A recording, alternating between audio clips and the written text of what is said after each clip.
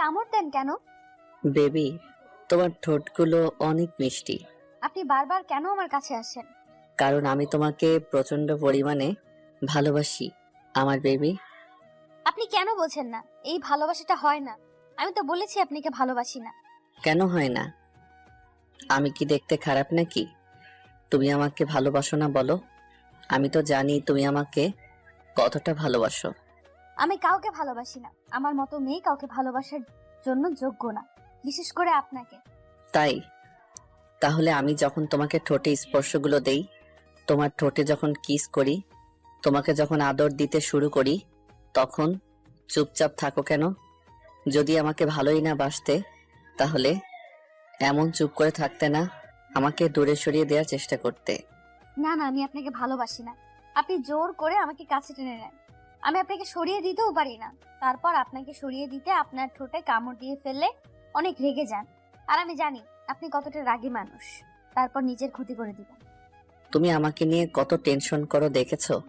আমি যদি একটু রাগ করি কিংবা রেগে গিয়ে তোমার সাথে কথা না বলি, আর কিংবা তুমি আমার ঠোঁটে কামড় দিয়ে দাও, তাতে যদি রাগ করি, কষ্ট পাই, সেটা তোমার জন্য কষ্টের হয়। তাই তুমি আমাকে দূরে সরিয়ে দিতে পারো না, দেখেছো? আর তুমি বলো যে তুমি আমাকে ভালোবাসো না। এটাই ভালোবাসা পাগলি? ভালোবাসলে ভালোবাসার মানুষটার সুখ দুঃখ সবটার দিকে খেয়াল রাখতে হয়। আমি কিসে কষ্ট পাই, কিসে আমার ভালো লাগা, সেটা তুমি খুব ভালো করেই জানো। ওই জন্য তুমি আমাকে দূরে ঠেলে দিতে পারো না, দেখেছো পাগলি? তুমিও আমাকে অনেক ভালোবাসো, তাহলে কেন বলো না? মিথ্যে। আমি তো একটা গরিব ঘরের মেয়ে। আমার জন্য ভালোবাসা নয়। আমি চাইলেও আপনাকে দূরে সরিয়ে দিতে পারবো না, কারণ আপনি এই হসপিটালের মালিকের ছেলে। তাহলে আমি কি করে আপনাকে দূরে সরিয়ে দিব বলেন? সেটা যদি অন্য কেউ হতো, তাহলেই তাকে কাছে টেনে নিতে বলো। ছি ছি, আপনি এসব কি বলেন? আমাকে দেখে আপনার অতটা বাজে মেয়ে বলে মনে হয়? আমি গরিব হতে পারি, কিন্তু আমার স্বভাবটা এতটা বাজে নয়। আব্বু আম্মু শিখিয়েছে কার সাথে কেমন বিহেভ করতে হয়। তাছাড়া আপনাকে আমি কেন জানি দূরে সরিয়ে দিতে চাইলেও পারি না।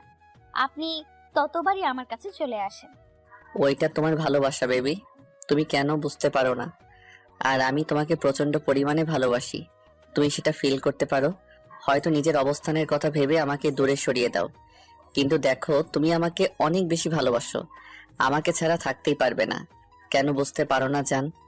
তোমার এই অবহেলাটা আমি নিতে পারি না, অনেক কষ্ট হয়। না না, আমি আপনাকে ভালোবাসি না, না কোনো কিছু ফিল করতে চাই। আমার অবস্থানটা ঠিকই আছে। আল্লাহ আমাকে যেখানে রেখেছে অনেক ভালো রেখেছে। আমি চাই না আপনাকে বিয়ে করতে। একটা কথা কি জানেন তো, আমার মতো মেয়ে কাউকে ভালোবাসতে পারে না, কারো ভালোবাসাটা ডিজার্ভ করতে পারে না। আমি ভালোবাসার মতো কোনো মেয়ে নই। আপনি আমার থেকে অনেক ভালো মেয়ে পাবেন। প্লিজ আপনি এগুলো বন্ধ করেন, আর কখনো আমাকে ডিস্টার্ব করবেন না। অনেক কষ্টে আপনাদের হসপিটালে চাকরিটা পেয়েছিলাম, আর আপনি যদি রোজ এমন পাগলামি করতে থাকেন, তাহলে চাকরিটা আমাকে ছেড়ে দিতে হবে। রাগ অভিমান যা দেখানোর আমার উপর দেখাও, ভুলেও এই চাকরি ছাড়ার কথা চেষ্টা করবে না, তাহলে তোমার তো কিছু করতে পারবো না, নিজের ক্ষতি করে ফেলবো পাগলি। কি কি করবেন আপনি? প্লিজ উল্টাপাল্টা কিছু করবেন না। আপনি কিন্তু ভুলভাল কিছু করবেন না প্লিজ। আমি জানি আপনি কতটা রাগী। রাগ অভিমান যা দেখানোর আমার উপর দেখান। আপনি আমাকে মারেন, বকেন, তারপরও নিজের কোনো ক্ষতি করবেন না প্লিজ। না না, আমি তোমার উপর কোনো রাগ দেখাতে পারি না কলিজা। তুমি জানো আমি তোমাকে কতটা ভালোবাসি। তাছাড়া তোমার উপর রাগ দেখাবো কেন? তুমি তো আমার বাবুনি, সোনা, কলিজা, ময়না, টিয়া, তাহলে রাগ দেখাবো কেন? আর আমি জানি তুমি আমাকে কতটা ভালোবাসো। যদি আমি নিজেকে কষ্ট দেওয়ার চেষ্টা করি, তুমি সেটা মেনে নিতে পারবে না, ঠিকই আমাকে বুকে আগলে দিবে, তাই না পাগলি? না না, এমনটা করবেন না প্লিজ। আমি চাই না আমার জন্য কেউ কষ্ট পাক।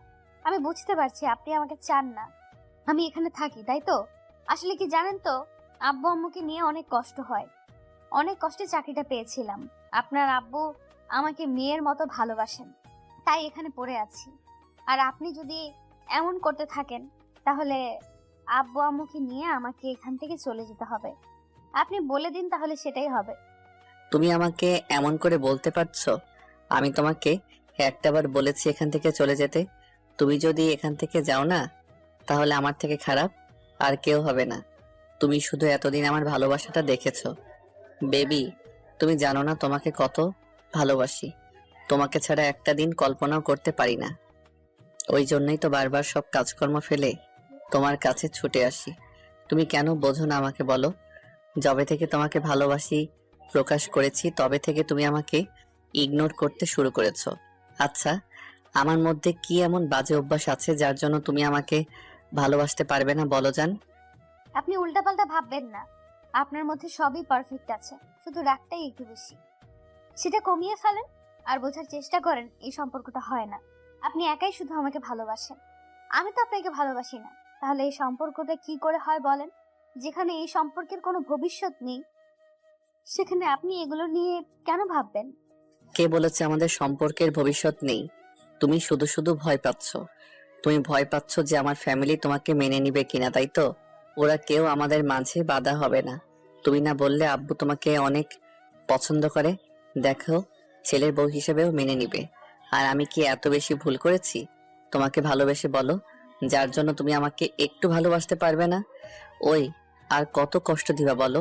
সে একটা বছর যাবত তুমি আমাকে কষ্ট দিয়ে আসছো, এখন তো তুমি আমাকে ভালোবাসো। আমি তো ভেবেছিলাম তুমি আমাকে কখনো ভালোবাসবে না, কিন্তু এখন এত বেশি ভালোবাসো যে আবার থেকে দূরে সরে থাকতে পারো না। আমি যখনই তোমার থেকে দূরে থাকি তুমি মন খারাপ করে থাকো। তুমি বোঝো না কেন এটা আমাকে কাছে পাওয়ার তীব্র আকাঙ্ক্ষা? আমি কিছু বুঝি না আর বুঝতেও চাই না। আপনিও উল্টো বোঝেন না। আপনাকে আমি বারবার বলে বোঝাতে পারছি না এই ভালোবাসাটা হওয়া সম্ভব না। আপনি কেন বুঝতে চাইছেন না বলেন? কি করলে আপনি আমার থেকে দূরে সরে যাবেন? তোমার থেকে দূরে সরে গেলে, তোমার কাছে না আসলে, তোমাকে আমার ঠোঁটে স্পর্শগুলো না দেই, যদি তোমার ঠোঁটে আমি আদর না দেই, তুমি থাকতে পারবে?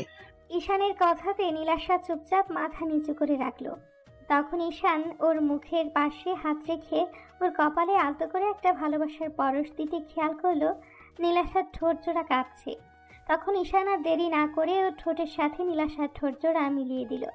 সাথে সাথে নীলাশা কেমন পাথরের মতো শক্ত হয়ে গেল। তারপর হুটহাট করে যখন মনে করলো এটা ওর বসের ছেলে আর যার সাথে এসব কিছু করা ওর মানায় না, ঈশান হয়তো পাগলামি করছে, কিন্তু দুদিন পর যদি ওকে ভুলে যায় তখন হয়তো ওর কাছে থাকবে না। আর নীলাশা ঈশানকে প্রচণ্ড পরিমাণে ভালোবেসে ফেলছে, কিন্তু নিজের অবস্থানের কথা ভেবে সবসময় দূরে থাকার চেষ্টা করে। তাতে হয়তো কষ্টটাই বাড়বে। আর নীলাশা চায় না এই সম্পর্কটা হোক, তাতে কষ্টটাই বাড়বে আর ঝামেলা বাড়বে। শেষ পর্যন্ত ওকে এখান থেকে চলে যেতে হবে। আর নীলাশার বয়স্ক বাবা মাকে নিয়ে একা থাকতে হয়, অনেক কষ্টে সংসারটা চালাতে হয়। তাহলে যদি চাকরিটা চলে যায় তাহলে কখনোই আর ভালো থাকতে পারবে না, না তুলে দিতে পারবে আব্বু আম্মুর মুখের খাবার। তাই নিজেকে আরো শক্ত করে ঈশানকে সরানোর চেষ্টা করলে ঈশান ওকে আরো শক্ত করে চেপে ধরে। তখন নীলাশা উপায় না পেয়ে ঈশানকে ধাক্কা মেরে দূরে সরিয়ে দেয়। তারপর ঠাস ঠাস করে ওর গালে 2টা থাপ্পড় মেরে দিয়ে বলে, আসলে আপনি অসভ্য লম্পট না হলে বারবার একটা মেয়ে যেখানে আপনাকে অসহ্য বলে মনে করে, যেখানে এত বেশি ঘৃণা করে, সেখানে আপনি এইভাবে আমার কাছে আসতেন না। আসলে আপনি একটা বেহায়া। না হলে আপনাকে শতবার বুঝেও আমি কিচ্ছু করতে পারলাম না যে আপনি আমার কাছে আসবেন না। আমি আপনাকে ভালোবাসি না, তারপরও কেন এরকম পাগলামি করেন বলেন তো? কি চান আপনি আমার শরীরটা? তো তাহলে বলেন, আমি আপনার সাথে বেড শেয়ার করবো। নীলাশার মুখে এমন ধারা কথা শুনেই ঈশানের মুখটা কালো হয়ে গেল। নিমিষের মধ্যে একদম স্তব্ধ হয়ে গেল। তারপর কিছুক্ষণ নীলাশার মুখের দিকে তাকিয়ে রইল ঈশান। আর রাগটাকে কন্ট্রোল করতে না পেরে পাশে থাকা জানালার গ্লাসে সজোরে একটা ঘুষি মেরে দিল। সাথে সাথে ওর হাত কেটে রক্ত পড়তে লাগলো। নীলাশা ঈশানের দিকে যেতে গেলে ও হাতের ইশারায় থামিয়ে দিয়ে রাগী কণ্ঠে বলতে লাগলো, একদম আসবে না। এত ভালোবাসার পরেও যে বুঝতে পারে না তাকে আর ভালোবাসাটা বোঝানোর কোনো ইচ্ছা নেই। আমি না লম্পট দুশ্চরিত্র? আসলে কি বলতো, সত্যিকারে ভালোবাসতে নেই কখনো। কি করব বলো, তোমার চোখের মায়ায় পড়ে গিয়েছিলাম, তোমার মনটাকে ভালোবেসেছিলাম, তোমার এই সুন্দর ব্যবহারে প্রেমে পড়ে গেছিলাম। বোঝাতে পারলাম না কতটা ভালোবাসি। আজকের পর আর এই মুখটা দেখতে পাবে না। ঈশান কথাগুলো বলে হসপিটাল থেকে বেরিয়ে যায়। নীলাশা সেখানেই কান্না করতে করতে বসে পড়ে। যাকে এত বেশি ভালোবাসে তাকে কষ্ট দিয়ে ফেললো। নীলাশা ঈশানকে ভালোবাসার কথাটা বোঝাতেই পারল না। ঈশান বাসায় চলে আসে। কিছুতেই নিজেকে শান্ত করতে পারছিল না, মানতে পারছিল না যাকে এতটা ভালোবাসে সে ওকে এমন করে ইগনোর করলো। আজকে নিজের ওপরেই প্রচন্ড পরিমাণে রাগ হচ্ছে ঈশানের। তাই কন্ট্রোল করতে না পেরে হাতের কাছে যা পাচ্ছিল তাই ভাঙচুর করতে শুরু করলো। ভাঙচুরের শব্দে আম্মু দৌড়ে রুমে আসলো। ছেলের এমন কর্মকাণ্ডে আম্মু তাড়াহুড়ো করে ওর কাছে আসলো আর বলতে লাগলো, আপু, কি হয়েছে? এরকম পাগলামি করছো কেন? কে কি বলেছে আমাকে বলো, আমি সব ঠিক করে দিব। এরকম পাগলামি করো না।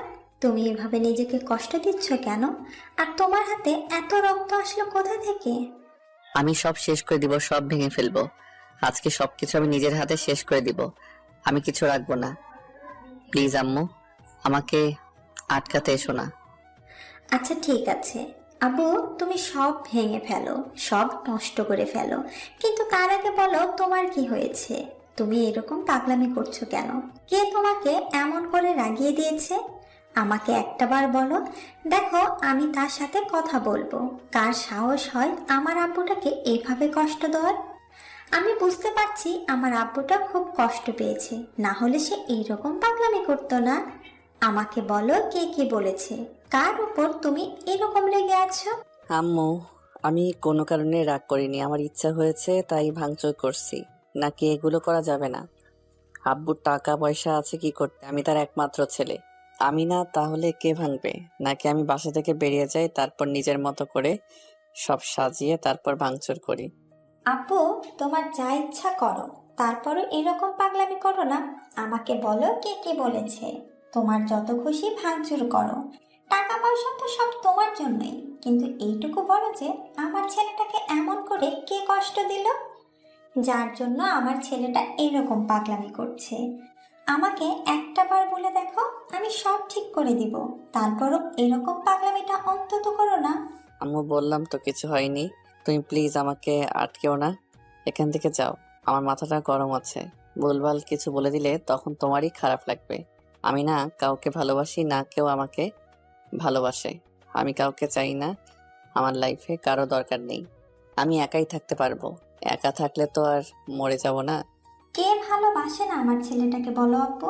কার এত বড় সাহস আমার ছেলেটাকে এমন করে ফিরিয়ে দেয়? আমি দেখছি আমার ছেলেকে কে ভালোবাসে না। আমি তার সাথে কথা বলবো। তারপরও তুমি আমাকে বলো, কে কি বলেছে? আম্মু, বললাম তো এখান থেকে যাও। প্লিজ আমাকে ডিস্টার্ব করো না। তারপর উল্টাপাল্টা কিছু বলে ফেললে তখন তোমারই খারাপ লাগবে। আমাকে প্লিজ একটু একা থাকতে দাও।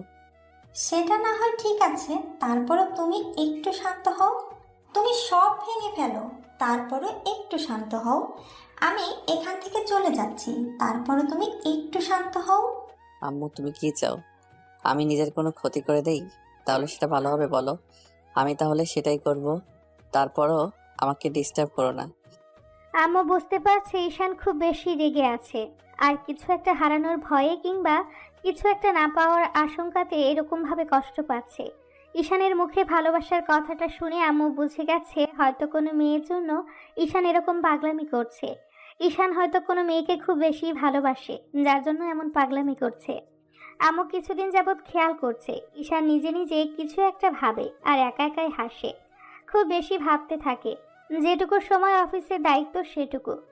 আব্বু এই বিষয় নিয়ে কয়েকবার আম্মুকে বলেছে, কিন্তু আম্মু বিষয়টা জানতে পারেনি। অন্যদিকে ঈশান ভেবেছিল নীলাশাকে রাজি করিয়ে তারপর দুজনে এসে আব্বু আম্মুর সাথে কথা বলবে, তারপর ওদের বিয়েটা হবে। কিন্তু যেখানে নীলাশাই ওকে পছন্দ করে না, দু চোখে সহ্য করতে পারে না, সেখানে ঈশান আর কাকে কি বলবে? তো আম্মু আর সেখানে দাঁড়ালো না, তাড়াহুড়া করে রুমে গেল। তারপর আব্বুকে কয়েকবার কল করতেই আব্বু রিসিভ করলো। আম্মু কান্না করে দিয়ে বলতে আরম্ভ করলো, ওগো, তোমার ছেলেটা তো পাগলামি করছে, প্লিজ তুমি বাসায় আসো। আমি ওকে থামাতে পারছি না, ও প্রচন্ড পরিমাণে রেগে আছে। হাতের কাছে যা পাচ্ছে সবই ভেঙে ফেলছে। তার উপর এত বেশি পাগলামি করছে, যার জন্য আমার খুব ভয় লাগছে। ওর হাত অনেকটা কেটে গেছে। কি জন্য এরকম পাগলামি করছে জানি না, তারপরও আমার মনে হচ্ছে যে ও কোনো মেয়ের জন্য পাগলামি করছে। ওগো, তোমার ছেলেকে তো কখনো এমন করে পাগলামি করতে দেখিনি। তুমি প্লিজ বাসায় আসো। কি বলো? এরকম পাগলামি কখন থেকে করছে? তাছাড়া তুমি ওকে একটু শান্ত করতে পারছো না? তুমি এর আম্মু হয়ে ওর কাছে যেতে পারছো না? তাহলে আমি কি করে পারবো বলো? এরকম পাগলামি তোমার ছেলে আগে কখনো করেনি। হয়তো ভাঙচুর করেছে, কিন্তু এত বেশি রাগ দেখায়নি। তুমি প্লিজ বাসায় এসে দেখো, আমার খুব ভয় লাগছে ছেলেটা আবার উল্টাপাল্টা কিছু করে না বসে। প্লিজ তুমি বাসায় আসো। আমি না প্রচণ্ড পরিমাণের ভয় পাচ্ছি, তুমি প্লিজ একটু বাসায় আসো। আচ্ছা ঠিক আছে, আমি এক্ষুনি আসছি। তুমি প্লিজ কান্নাকাটি করো না। দেখো, সব ঠিক হয়ে যাবে। আমি আসছি। তুমি আমি আসছি, তুমি টেনশন করো না তো। আমি এক্ষুনি দেখছি কি করা যায়। আম্মুর কথাতে আব্বুর অনেক টেনশন হতে লাগলো। তাই মিটিংটা ক্যান্সেল করে দিয়ে অফিস থেকে বেরিয়ে গেল। তারপর 15 মিনিটের মধ্যে বাসায় আসলো। অন্যদিকে ঈশান রুমের সবকিছু ভাঙচুর করে একদম তছনছ করে দিয়েছে। তারপর একটা সময় কান্না করতে করতে হাঁটু গেড়ে বসে পড়ে। মাথার দুই পাশে হাত দিয়ে চুলগুলো খুব শক্ত করে চেপে ধরে কান্না করে দিয়ে বলতে আরম্ভ করে, তুমি আমাকে কেন ভালোবাসো না? কেন ভালোবাসো না আমাকে? কি কম আছে আমার মধ্যে? আমার টাকা পয়সা চেহারা কোনো দিক দিয়ে কম নেই। এমন না যে আমি একটা বাজে ছেলে, আর 10টা বড়লোকের ছেলের মতো নই। বাজে কোনো নেশা আমার মধ্যে নেই। কেউ কখনো বলতে পারবে না কোনো মেয়ের পেছনে আমি ছুটেছি। শুধু জীবনের প্রথমবার তোমাকে ভালোবেসেছি, আর তুমি আমাকে বিশ্বাস করতে পারলে না, একটু ভালোবাসতে পারলে না। শেষ পর্যন্ত আমাকে এমন করে দূরে সরিয়ে দিতে চাইলে। আসলে কি আমি আর 10টা ছেলের মতো তোমার দেহের মোহে পড়ে তোমার কাছে যাইনি? সত্যিকারে ভালোবেসেছিলাম তো, এই জন্য আমাকে বিশ্বাস করতে পারলে না, তাই না? আমি আর কখনো তোমাকে ডিস্টার্ব করব না। আমি তোমাকে অনেক বেশি ভালোবেসে অন্যায় করেছি তো, এই জন্য তুমি আমাকে কষ্ট দিতেছো তো দাও। তারপর যেদিন থাকবো না সেদিন বুঝতে পারবে এই পাগলটা তোমাকে পাগলের মতো ভালোবাসতো। ঈশান কথাগুলো নিজে নিজেই বলছে আর কান্না করছে। এর মাঝে আব্বু তাড়াহুড়ো করে রুমে ঢুকলো। আম্মু পেছন পেছন আসলো। আব্বু এসে ওর সামনে বসে পড়লো। কিছু বলতে যাবে তার আগে ঈশান বলতে আরম্ভ করলো, আমি বললাম না তোমরা আমাকে একা থাকতে দাও, আমাকে একটু ডিস্টার্ব করবে না। তোমরা বারবার কেন আমার কাছে আসতে চাও? কি বোঝাতে চাইছো তোমরা আমাকে? কিচ্ছু বোঝাতে হবে না আমাকে, আমি তাকেই বোঝাতে পারিনি। প্লিজ এখান থেকে চলে যাও। আচ্ছা, আমরা চলে যাব, কিন্তু কে কি বলেছে আমাকে বলো। কে তোমাকে এরকম কষ্ট দিয়েছে? কার জন্য এরকম করে ভাঙচুর করলে? আর তোমার হাতের এই অবস্থা কেন? তোমার আম্মু তোমার জন্য কত কান্নাকাটি করছে, তুমি বুঝতে পারছো না? কার ভালোবাসার জন্য তুমি এরকম পাগলামি করছো আমাকে বলো। আমাদের ভালোবাসাটা কি তোমার কাছে কিছুই নয়? নাকি তোমার লাইফে অন্য কারো ভালোবাসাটা খুব বেশি প্রয়োজন? আমাকে বলো। না না আব্বু, আমার কিছু হয়নি, আমি ঠিক আছি। নিজের উপরে রাগ করছি। যেখানে নিজেকেই বোঝাতে পারিনি, সেখানে তোমাদের আর কি বোঝাবো? হ্যাঁ, তোমাদের ভালোবাসাটা আমার কাছে সব, কিন্তু আমার লাইফে অন্য কারো ভালোবাসাটা চাই, যেটা না পেলে লাইফটা অপূর্ণ হয়ে থাকবে। আমি ওকে বোঝাতে পারিনি, ব্যর্থ হয়ে গেছি। প্লিজ তোমরা এখান থেকে যাও, আমাকে ডিস্টার্ব করো না। আমি একা থাকতে চাই, আমি সারা জীবনের জন্য একা থাকতে চাই। ঈশান কথাগুলো বলছে আর কান্না করছে। আব্বুকে শান্ত করার জন্য ওকে এক হাতে জড়িয়ে ধরে বলতে লাগলো, আমাকে বলো, কে কি বলেছে? কার জন্য এরকম পাগলামি করছো? আমি সব ঠিক করে দেব। কে আমার ছেলেকে ভালোবাসে না? আমার এত সুন্দর একটা ছেলেকে কে ভালোবাসবে না? দেখি কার এত বড় সাহস। আমি তার সাথে জোর করে তোমায় বিয়ে দেব। তারপর এরকম পাগলামি করো না। আমি তো জানি আমার ছেলেটা কত ভালো, তাই না? কে ভালোবাসবে না বলো আমাকে? আব্বুর এরকম কথা শুনে ঈশানকে বুকে জড়িয়ে ধরে কান্না করতে লাগলো। তারপর বলতে আরম্ভ করলো, আব্বু, আমি নীলাশাকে ভালোবাসি, প্রচন্ড পরিমাণে ভালোবাসি, পাগলের মতো ভালোবাসি। ওকে ছাড়া থাকতেই পারবো না। প্রচন্ড পরিমাণে কষ্ট হবে, হয়তো মরে যাব। তুমি ওকে বলো না আমাকে ভালোবাসতে। তুমি জানো আমি ওকে কতটা ভালোবাসি। আজকে 6টা মাস যাবত ওকে বোঝানোর চেষ্টা করছি, আর ও আমাকে প্রতিনিয়ত ইগনোর করে চলছে। ও কেন বোঝে না আমার কতটা কষ্ট হয়? আমি ওকে কি করে বোঝাবো বলো? আমি তো ওকে ছাড়া থাকতে পারবো না। ও কেন বোঝে না? কি বলছো তুমি? কোন নীলাশাকে ভালোবাসো? আব্বু, ও আমাদের হসপিটালের নার্স। ওই মেয়েটাকে আমি ভালোবাসি। প্লিজ তুমি ওকে বলো না আমাকে একটু ভালোবাসতে। আমার লাইফে ওর ভালোবাসাটা খুব প্রয়োজন। আমি থাকতে পারবো না ওকে ছাড়া। প্রচন্ড পরিমাণে কষ্ট হবে আমার। তুমি ওকে একটু বুঝিয়ে বলো। কি বলছো এগুলা? ও তো সামান্য একটা মেয়ে, তার উপর ও আমাদের হসপিটালের নার্স। তুমি কি বলছো এগুলো? হ্যাঁ আব্বু, ও সামান্য মেয়ে, কিন্তু আমি ওর ওই সামান্য মনটাকে ভালোবেসেছি, সহজ সরল ব্যবহারটাকে ভালোবেসেছি, ওর মায়ায় পড়ে গেছি। আর কেউ কারো মায়া পড়লে তাকে ছাড়তে পারবে বলো? আমি ওকে ছাড়তে পারবো না আব্বু। তুমি ওকে বলো না আমাকে একটু ভালোবাসতে। ও আমাকে প্রচন্ড পরিমাণে ইগনোর করছে, যে কষ্টটা আমি সহ্য করতে পারি না। প্লিজ আব্বু, ওর ভালোবাসাটা একটু আমার লাইফে এনে দাও। আমি থাকতে পারবো না ওকে ছাড়া। এটা কি করে হয়?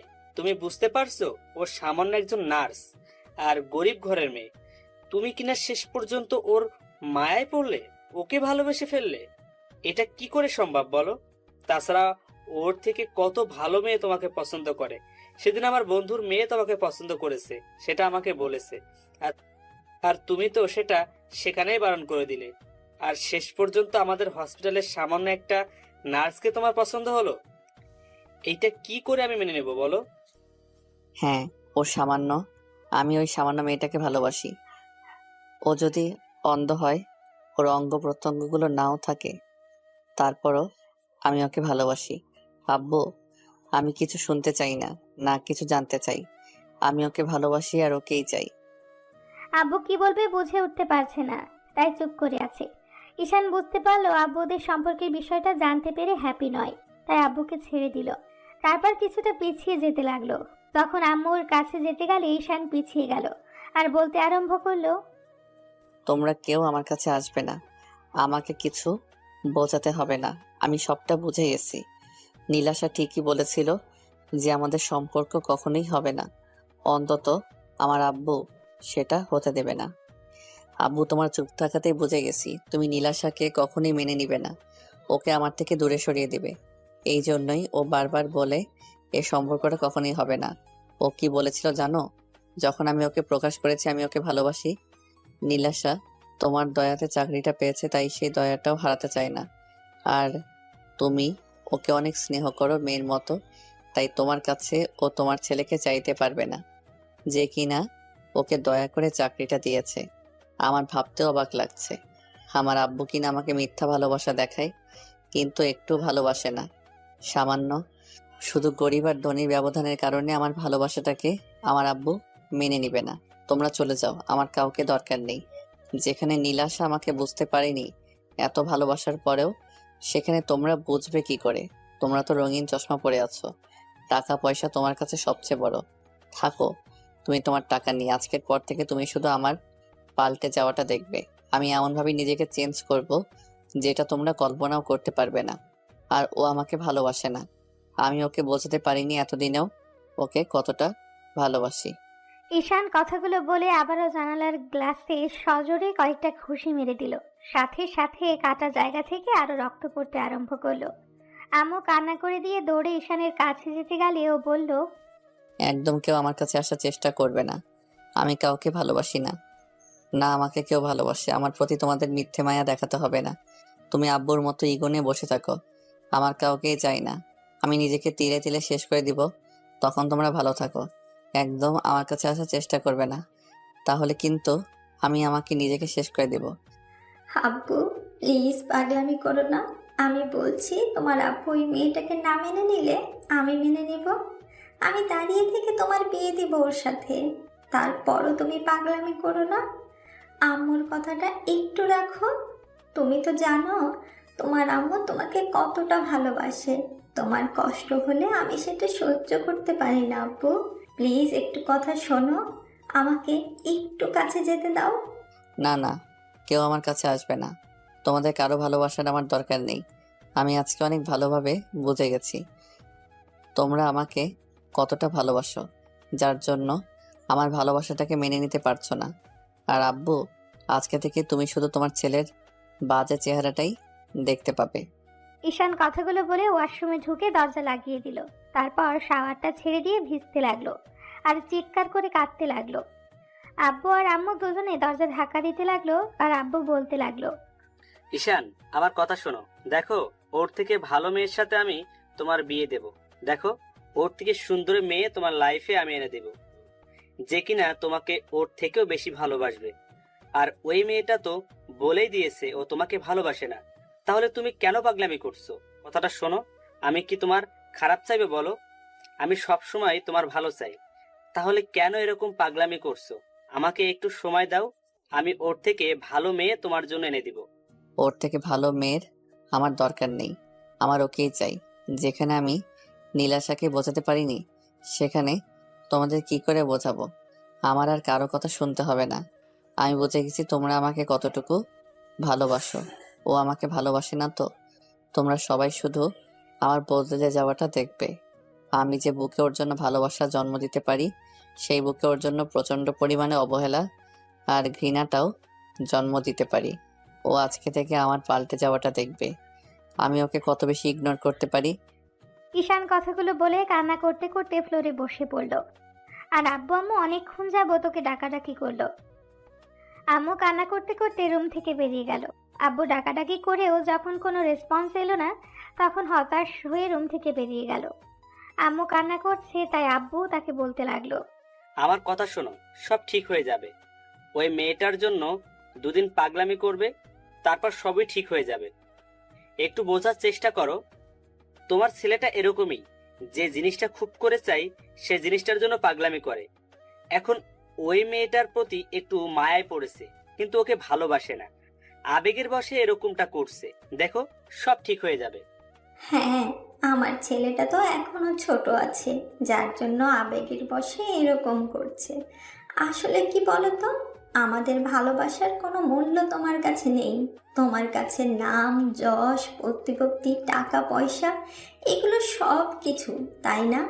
একটা সময় দেখবে তোমার জন্য আমার ছেলেটা শেষ হয়ে যাবে, তারপরও তুমি বুঝতে পারবে আমার ছেলেটা ওই মেয়েটাকে কতটা ভালোবাসতো। এই মেয়েটা কি এমন অন্যায় করেছে? আর আমার ছেলেটা বলো, যার জন্য তুমি ওর ওপর খালি দায়িত্বের বোঝাটাই চাপিয়ে দাও। ছোটবেলা থেকে ওর নিজের কোনো ইচ্ছা আমরা পূরণ করতে পারি না। তুমি ওকে যেটা বলো সেটাই শুনতে হয়। আর তুমি বলো ওর কোনো ইচ্ছা অপূর্ণ রাখনি, যার জন্য আমার ছেলেটা ভেতর থেকে ভেঙে যাচ্ছে। ছেলেটার বোঝার বয়স হতেই বিদেশে পাঠিয়ে দিলে, তারপর যখন দেশে ফিরে আসলো তখন একটা মেয়েকে ভালোবাসলো, আর তুমি তাকে ওর লাইফ থেকে ফিরিয়ে দিচ্ছ। একটা সময় তুমি বুঝতে পারবে তুমি কত বড় ভুল করেছো, তখন হয়তো আমার ছেলেটাই ফুরিয়ে যাবে। শাইলা, আমার কথা শোনো, দেখো কিছু হবে না। তোমার ছেলে পাগলামি করছে, একটা সময় পাগলামিটা থাকবে না, তারপর দেখো সব আবার স্বাভাবিক হয়ে যাবে।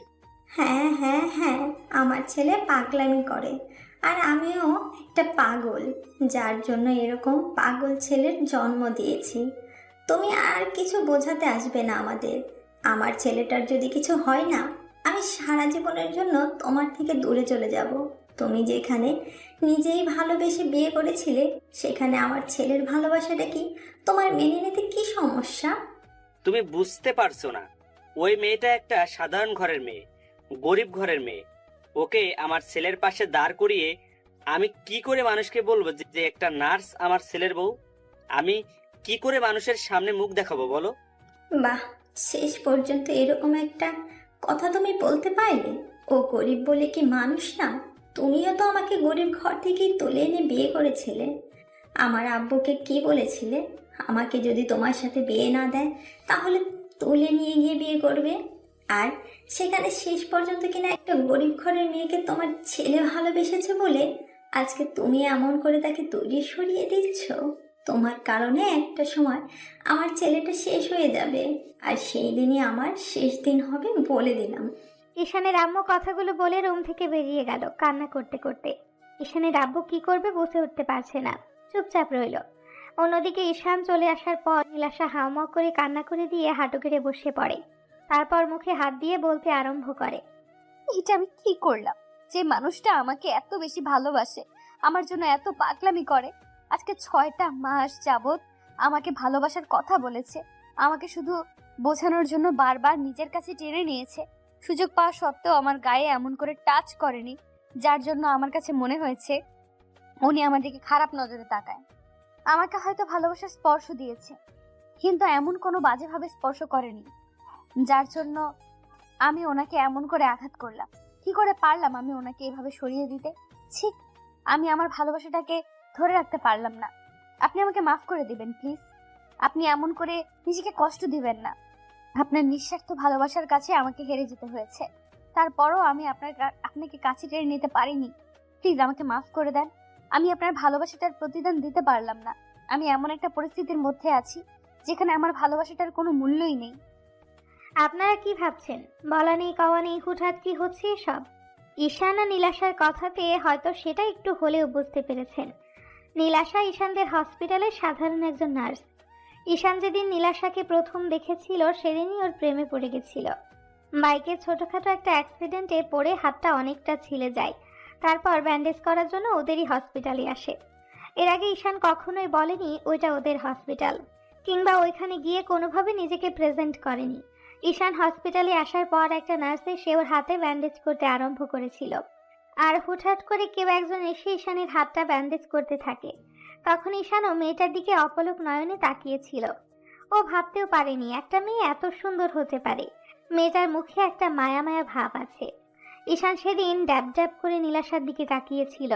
তারপর ব্যান্ডেজ করা হয়ে গেলে নীলাশাও ঈশানের মুখের দিকে এক ধ্যানে তাকিয়েছিল।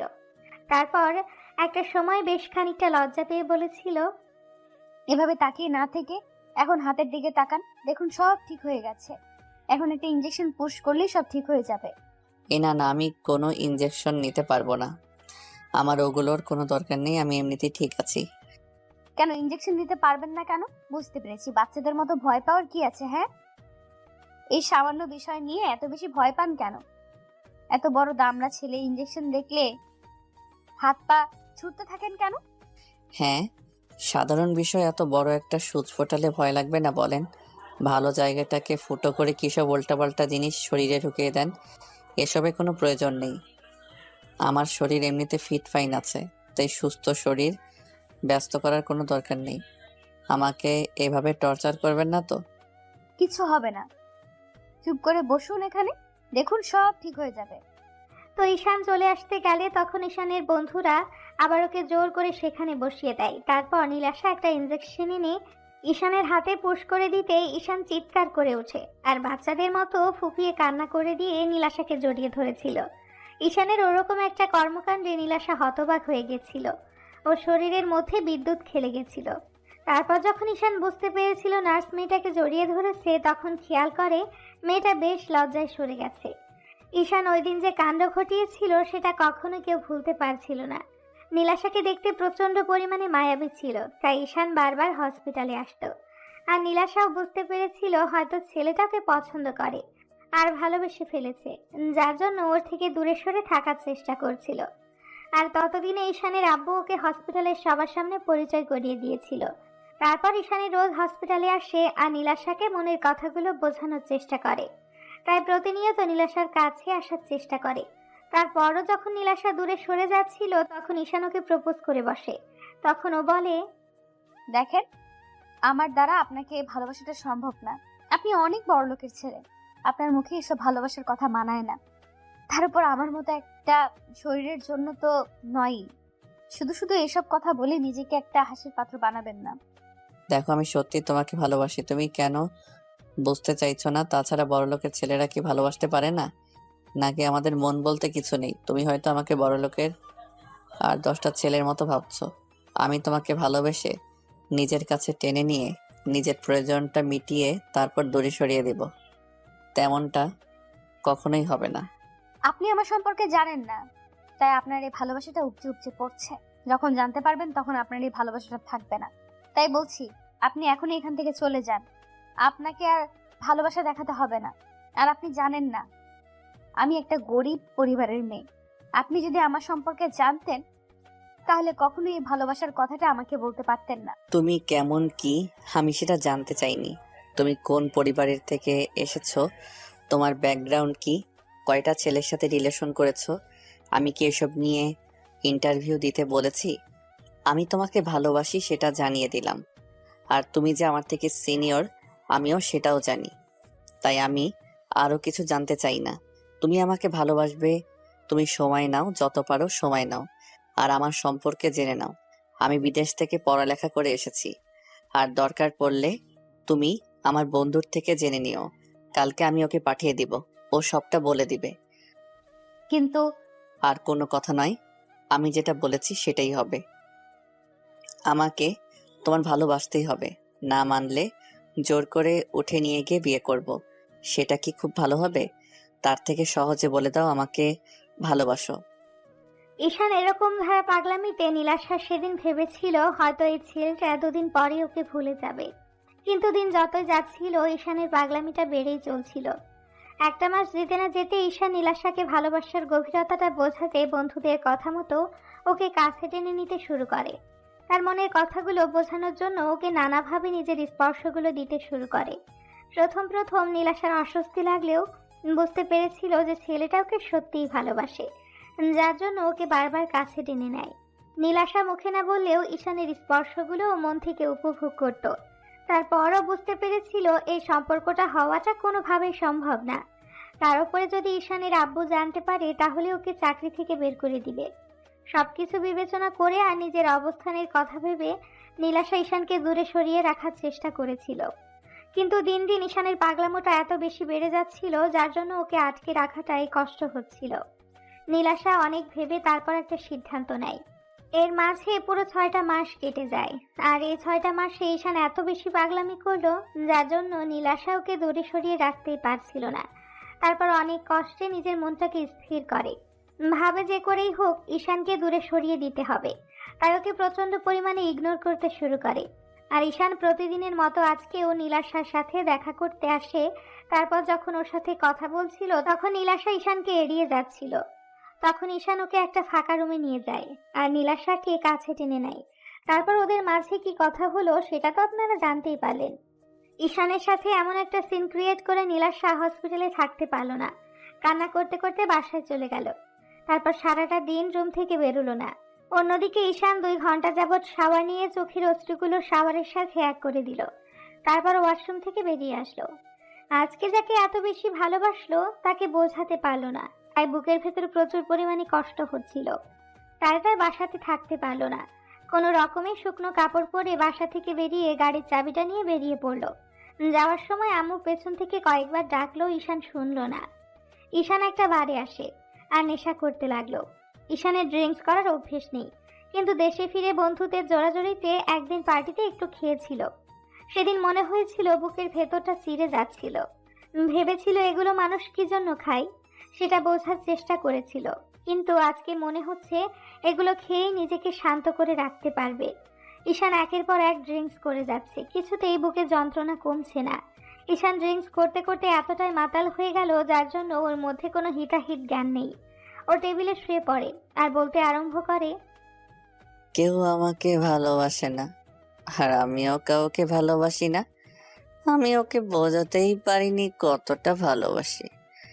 যেখানে আমাকে মেয়েরা চোখে হারায় সেখানে তুমি আমাকে এমন করে দূরে সরিয়ে দিলে। নিজের মায়া ফেলে ভালোবাসা শিখিয়ে এখন ভালোবাসাটা বুঝতে চাইলে না। তোমার কাছে আমি এতটাই তুচ্ছ হয়ে গেছি যার জন্য আমাকে ভালোবাসতে পারবে না। আমি তো একটা বাজে ছেলে। এখন থেকে এই বাজে ছেলেটা তোমাকে ডিস্টার্ব করবে না। এখন থেকে আর একটু ডিস্টার্ব করব না, দেখো। ঈশান কথাগুলো বলতে বলতে সেখানেই ঘুমিয়ে পড়ল। তো রাত 1টা বেজে যাচ্ছে, তারপরও ঈশান বাসায় ফিরছে না। আম্মু কান্না করে পুরো বাসা মাথায় তুলে ফেলেছে।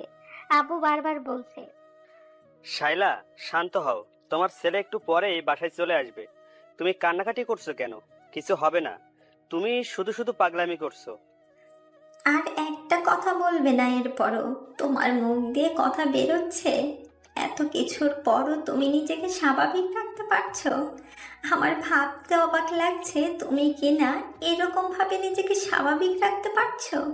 আসলে ছেলেটা তো আর তোমার একার নয়, আমারও। এই জন্য আমি নিজেকে কিছুতেই স্বাভাবিক রাখতে পারি না। আম্মুর কথায় উত্তর দেবার মতো আব্বুর কাছে কোনো উত্তর নেই। এটা ঠিক যে উনি শুধু স্ট্যাটাসের কথা ভেবে নীলাশাকে ওনার ছেলের থেকে দূরে সরিয়ে রাখছে। তো আম্মু অনেকক্ষণ যাবৎ কান্না করলো। তারপরও যখন আব্বু চুপ করে রইল তখন আম্মু ঈশানের বন্ধু রাজকে কল করলো। তারপর কান্না করে সবটা বলল। সব শোনার পর রাজ বাসা থেকে বেরিয়ে ঈশানকে এদিক ওদিক খুঁজতে লাগলো। তারপর যখন পাচ্ছিল না তখন ভাবলো ঈশান সেদিন যে বাড়ি গিয়েছিল হয়তো ওইখানটায় থাকতে পারে।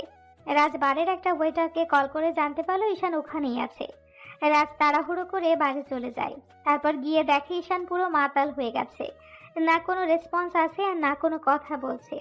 ও কোনো রকম বিলটা দিয়ে তারপর ঈশানকে নিয়ে বাসার উদ্দেশ্যে চলে যায়। 8 ঘন্টা পর বাসায় পৌঁছে কলিং বেল দিলে আম্মু দরজা খুলে দেয়। রাজের কাঁধে ঈশানকে রেখে আম্মু কান্না জুড়ে দেয়। তখন রাজ বলতে আরম্ভ করে, কান্নাকাটি করবে না, দেখেন সব ঠিক হয়ে যাবে। ও হয়তো একটু বেশি ড্রিঙ্কস করেছে। সব দোষ এর আপুর রয়েছে। একটা সময় দেখো আমার ছেলেটা ওর আপুর জেদের জন্যই শেষ হয়ে যাবে। এর আপুর রাগ অভিমান আর না শেষ হবে না। উনি নিজের কথা ভেবে আমার ছেলের ভালোবাসাটা বারবার দূরে সরিয়ে দিচ্ছে। তুমি দেখো তোমার এই রাগ অভিমানের জন্য আমার ছেলেটা একটা সময় মারা যাবে। তার জন্য একমাত্র দায়ী থাকবে তুমি। রাজ ঈশানকে নিয়ে শুয়ে দিতে আম্মু কিছুক্ষণ ওর পাশে বসে কান্না করলো আর রাজ দাঁড়িয়ে রইলো। আম্মু ঈশানের জুতাটা খুলে দিয়ে এসিটা ছেড়ে দিয়ে ওর শরীরে একটা চাদর দিয়ে কান্না করতে করতে বেরিয়ে গেল। আর রাজ বলতে লাগলো, আন্টি আমি জানি না ঈশান কি জন্য এমন করছে, তবে মনে হচ্ছে অনেক কষ্ট পেয়েছে, তাই সব উল্টোপাল্টা জিনিস খেয়েছে। যদি কিছু মনে না করেন তাহলে আমাকে বলেন, যদি কোনো সমস্যা না হয় আমি চেষ্টা করব আমার সর্বোচ্চ দিয়ে সমাধান করার। আমি তো ওকে বেস্ট ফ্রেন্ড ভাবি, ও আমাকে বেস্ট ফ্রেন্ড ভাবে, তাহলে আমার বেস্ট ফ্রেন্ডের এরকম একটা অবস্থান কি করে আমি চুপ করে থাকবো বলেন? আম্মু কান্না করতে করতে সবটা বললো রাজকে। আর রাজ মাথা নিচু করে রইলো। তারপর বলতে লাগলো, আন্টি আমি এই বিষয়টা জানতাম আর ঈশানকে বারণও করেছিলাম এই মেয়েটাকে ভালো না বাসতে, ওর কাছে না যেতে। তারপর ওর মায়ে জড়িয়ে গেছে। আমি জানি এরকম কিছু ঘটতে পারে, তাই ওকে আগেই বারণ করেছিলাম, কিন্তু ঈশান আমার কোনো কথা শুনেনি। কি করবে বলেন? ভালোবাসাটা তো আর বলে কয়ে হয় না, হয়ে গেছে। আর ঈশান বুঝতে পেরেছে তখন এরকম পাগলামিটা করছে। আমি এর থেকে বেশি কিছু বলতে পারলাম না। এই মেয়েটা অনেক গরিব ঘরের, এই জন্যই হয়তো আঙ্কেল ওকে মেনে নিতে চাইছে না। আম্মু কান্না করতে লাগলো। তখন রাজ নিরুপায় হয়ে বাসা থেকে বেরিয়ে গেল। অন্যদিকে নীলাশা সারা রাত আর ঘুমোতে পারল না, কান্না করে বালিশ ভেজালো। আম্মু আব্বু ওকে অনেকবার জিজ্ঞেস করলো, তো এভাবে 2-3 দিন কেটে গেল। নীলাশা মন খারাপ করে থাকে হসপিটালেও। এখন ঈশান সকালে বাসা থেকে বের হয় আর সেই রাত 2টা-3টার দিকে বাসায় ফিরে। হয়তো আব্বু না হলে রাজকে বাসায় দিয়ে যায়। ঈশান প্রচন্ড পরিমাণে ড্রিঙ্কস করতে শুরু করেছে। তার উপর যদি ওর আব্বু কিংবা আম্মু বারণ করে, আবার সেই ভাঙচুর করতে শুরু করে দেয়, নিজেকে কষ্ট দেওয়ার চেষ্টা করে। এর মাঝে ঈশান কয়েকবার হাত কেটে ফেলেছে, নিজেকে শেষ করে দেওয়ার চেষ্টা করেছে। ছেলের এমন অধঃপতন দেখে আম্মু প্রচন্ড পরিমাণে কান্না করে আর বারবার আব্বুর কাছে রিকোয়েস্ট করে বলে মেয়েটাকে মেনে নিতে। আর আব্বু তার উল্টো কাজটাই করে। এসব জানতে পারলে ঈশানের আব্বুর প্রতি যতটুকু ভালোবাসা ছিল সেটুকু শেষ হয়ে যাবে। তো আফজাল সাহেব অনেক ভেবেচিন্তে হসপিটালে আসে। তারপর নীলাশাকে ডেকে পাঠায়। নীলাশা অনুমতি নিয়ে ঢোকে। তারপর ওনার সামনে দাঁড়িয়ে বলে, আঙ্কেল আমাকে ডেকেছেন? হ্যাঁ ডেকেছি। আর তোমাকে কি জন্য ডেকেছি তুমি সেটা জানো। তুমি খুব ভালো আছো তাই না, এরকম একটা নাটক করে? নীলাশা মাথা নিচু করে রইল। ও জানে আফজাল সাহেব ওকে কিসের জন্য ডেকেছে। নীলাশা কিছুক্ষণ চুপ করে থেকে বলতে আরম্ভ করে, আঙ্কেল আমি জানি আপনি আমাকে ভুল বুঝবেন, কিন্তু আমি আপনার ছেলের পাগলামিতে কোনো সায় দেইনি। আমি জানি এই সম্পর্ক হবার না। আমি একটা গরিব ঘরের মেয়ে, আমি কি করে আপনার ছেলের বউ হতে পারি এটা আমি কখনোই ভেবে দেখিনি। আমি আপনার ছেলেকে ফিরিয়ে দেওয়ার চেষ্টা করেছিলাম, কিন্তু উনি বারবার পাগলামি করেছে। তার জন্য যদি আপনি আমাকে শাস্তি দেন কিংবা চাকরি থেকে বের করে দিতে চান তো দিতে পারেন। আমি এখান থেকে অনেক দূরে চলে যাব। আমি তোমাকে চাকরি ছেড়ে যেতে বলিনি, কিন্তু তুমি ওর সাথে কোনো কাজে সায় দিবে না যাতে আমার সম্মানটা ডুবে যায়। আমি তোমাকে এখানে চাকরি দিয়েছি, তার মানে এই না যে তুমি সেটার সুযোগ নিয়ে আমার ছেলের দিকে হাত বাড়াবে। আঙ্কেল আমার আব্বু আম্মু তেমন কোনো শিক্ষা দেয়নি। ওরা আমাকে শিখিয়েছে কার স্থান কোথায়। আমি আমার স্থানটা খুব ভালো করেই জানি। আমি সামান্য একজন নার্স। আমার সাজে না আপনার ছেলেকে নিয়ে স্বপ্ন দেখা। আমি যেখানে নিজেকে নিয়ে স্বপ্ন দেখতে ভুলে গেছি, সেখানে এত বড় স্বপ্নটা দেখা আমার জন্য অনেক অপরাধ হবে। তাই আমি এগুলো ভাবি না। আপনার যদি আমার কথাগুলো বিশ্বাস না হয় তাহলে আপনি আমাকে শাস্তি দিতে পারেন স্যার। আফজাল সাহেব আর কিছু না বলে কেবিন থেকে বেরিয়ে যেতে নীলাশা কান্না করতে করতে দেওয়ালের সাথে পিঠ ঠেকিয়ে নিচে বসে পড়ল আর বলতে লাগলো, সব দোষ আমার জন্যই সবটা হয়েছে। আমি যেখানেই যাই সেখানে একটা না একটা ঝামেলা পাকাই। আল্লাহ কি জন্য যে সাদা চামড়াটা আমাকে দিতে গেল। এর থেকে তো কালো চেহারাই ভালো ছিল, তাতে অন্তত ছেলেরা আমার দিকে নজর দিত না। এই সুন্দর চেহারাটা আমার জন্য কালো হয়ে দাঁড়াতো না। আমি তো গোবরে পদ্ম ফুল হয়ে জন্ম নিয়েছি। এই পদ্ম ফুলটা যতই সুন্দর হোক কেউ তুলে বাসায় নিয়ে যাবে না। আল্লাহ, যে মানুষটার কপালে আমি নেই তাকে আমার জন্য কষ্ট দিও না। আমার কথাটা ছেড়েই দিলাম, তুমি অন্তত ওনাকে কষ্ট দিও না। আমি এগুলো সহ্য করতে পারছি না। তুমি এর শেষ কোথায় বলে দাও আমাকে। এভাবে পুরো একটা মাস কেটে গেল। এর মাঝে ঈশান নিজের বেহাল দশা করে ফেলেছে, পুরো পাগল হয়ে গেছে। এদিক ওদিকে দৌড়ে বেরিয়েছে, আর সেদিনের পর থেকে ঈশান আর হসপিটালে যায়নি। এর মাঝে কয়েকবার ঈশানের সাথে নীলাশার রাস্তায় দেখা হয়েছে। নিশান ওকে খেয়াল করেনি, কিন্তু নীলাশা ওকে দেখলে নিজেকে আড়াল করে রেখেছে। নীলাশা খুব কাছ থেকে দেখেছে আগে সেই হ্যান্ডসাম স্মার্ট স্টাইলিশ ছেলেটা কেমন পাগলের মতো হয়ে গেছে। চুলদাড়ি বড় হয়ে গেছে আর একদম দেবদাস হয়ে গেছে, পাগলের মতো ঘোরাফেরা করে। তার উপর সবসময় হাতে সিগারেট থাকে। আম্মু রোজ কান্না করে ঈশানকে বোঝানোর চেষ্টা করে। অন্যদিকে আফজাল সাহেবের মনটা সেই পাথর হয়ে আছে। ছেলের এরকম একটা অবস্থা উনি মুখ বুজে সহ্য করে যাচ্ছে, আর আম্মু ওনাকে বলতে বলতে ক্লান্ত হয়ে গেছে। বুঝতে পারেন উনি কখনোই ওদের সম্পর্কটা মেনে নিবে না। তাই শেষে আম্মু আব্বুকে বোঝানোটাই বন্ধ করে দেয়। আম্মু প্রতিদিন সকালে ঈশানের রুমে গিয়ে দেখে ঈশান ঘুমোচ্ছে, না হলে উঠে বসে আছে আর কিছু একটা ভাবছে। প্রতিদিনের মতো আজকে রুমে এসে দেখে ঈশান সিগারেট খাচ্ছে। আম্মু আসতেই ঈশান সিগারেটটা ফেলে দিল।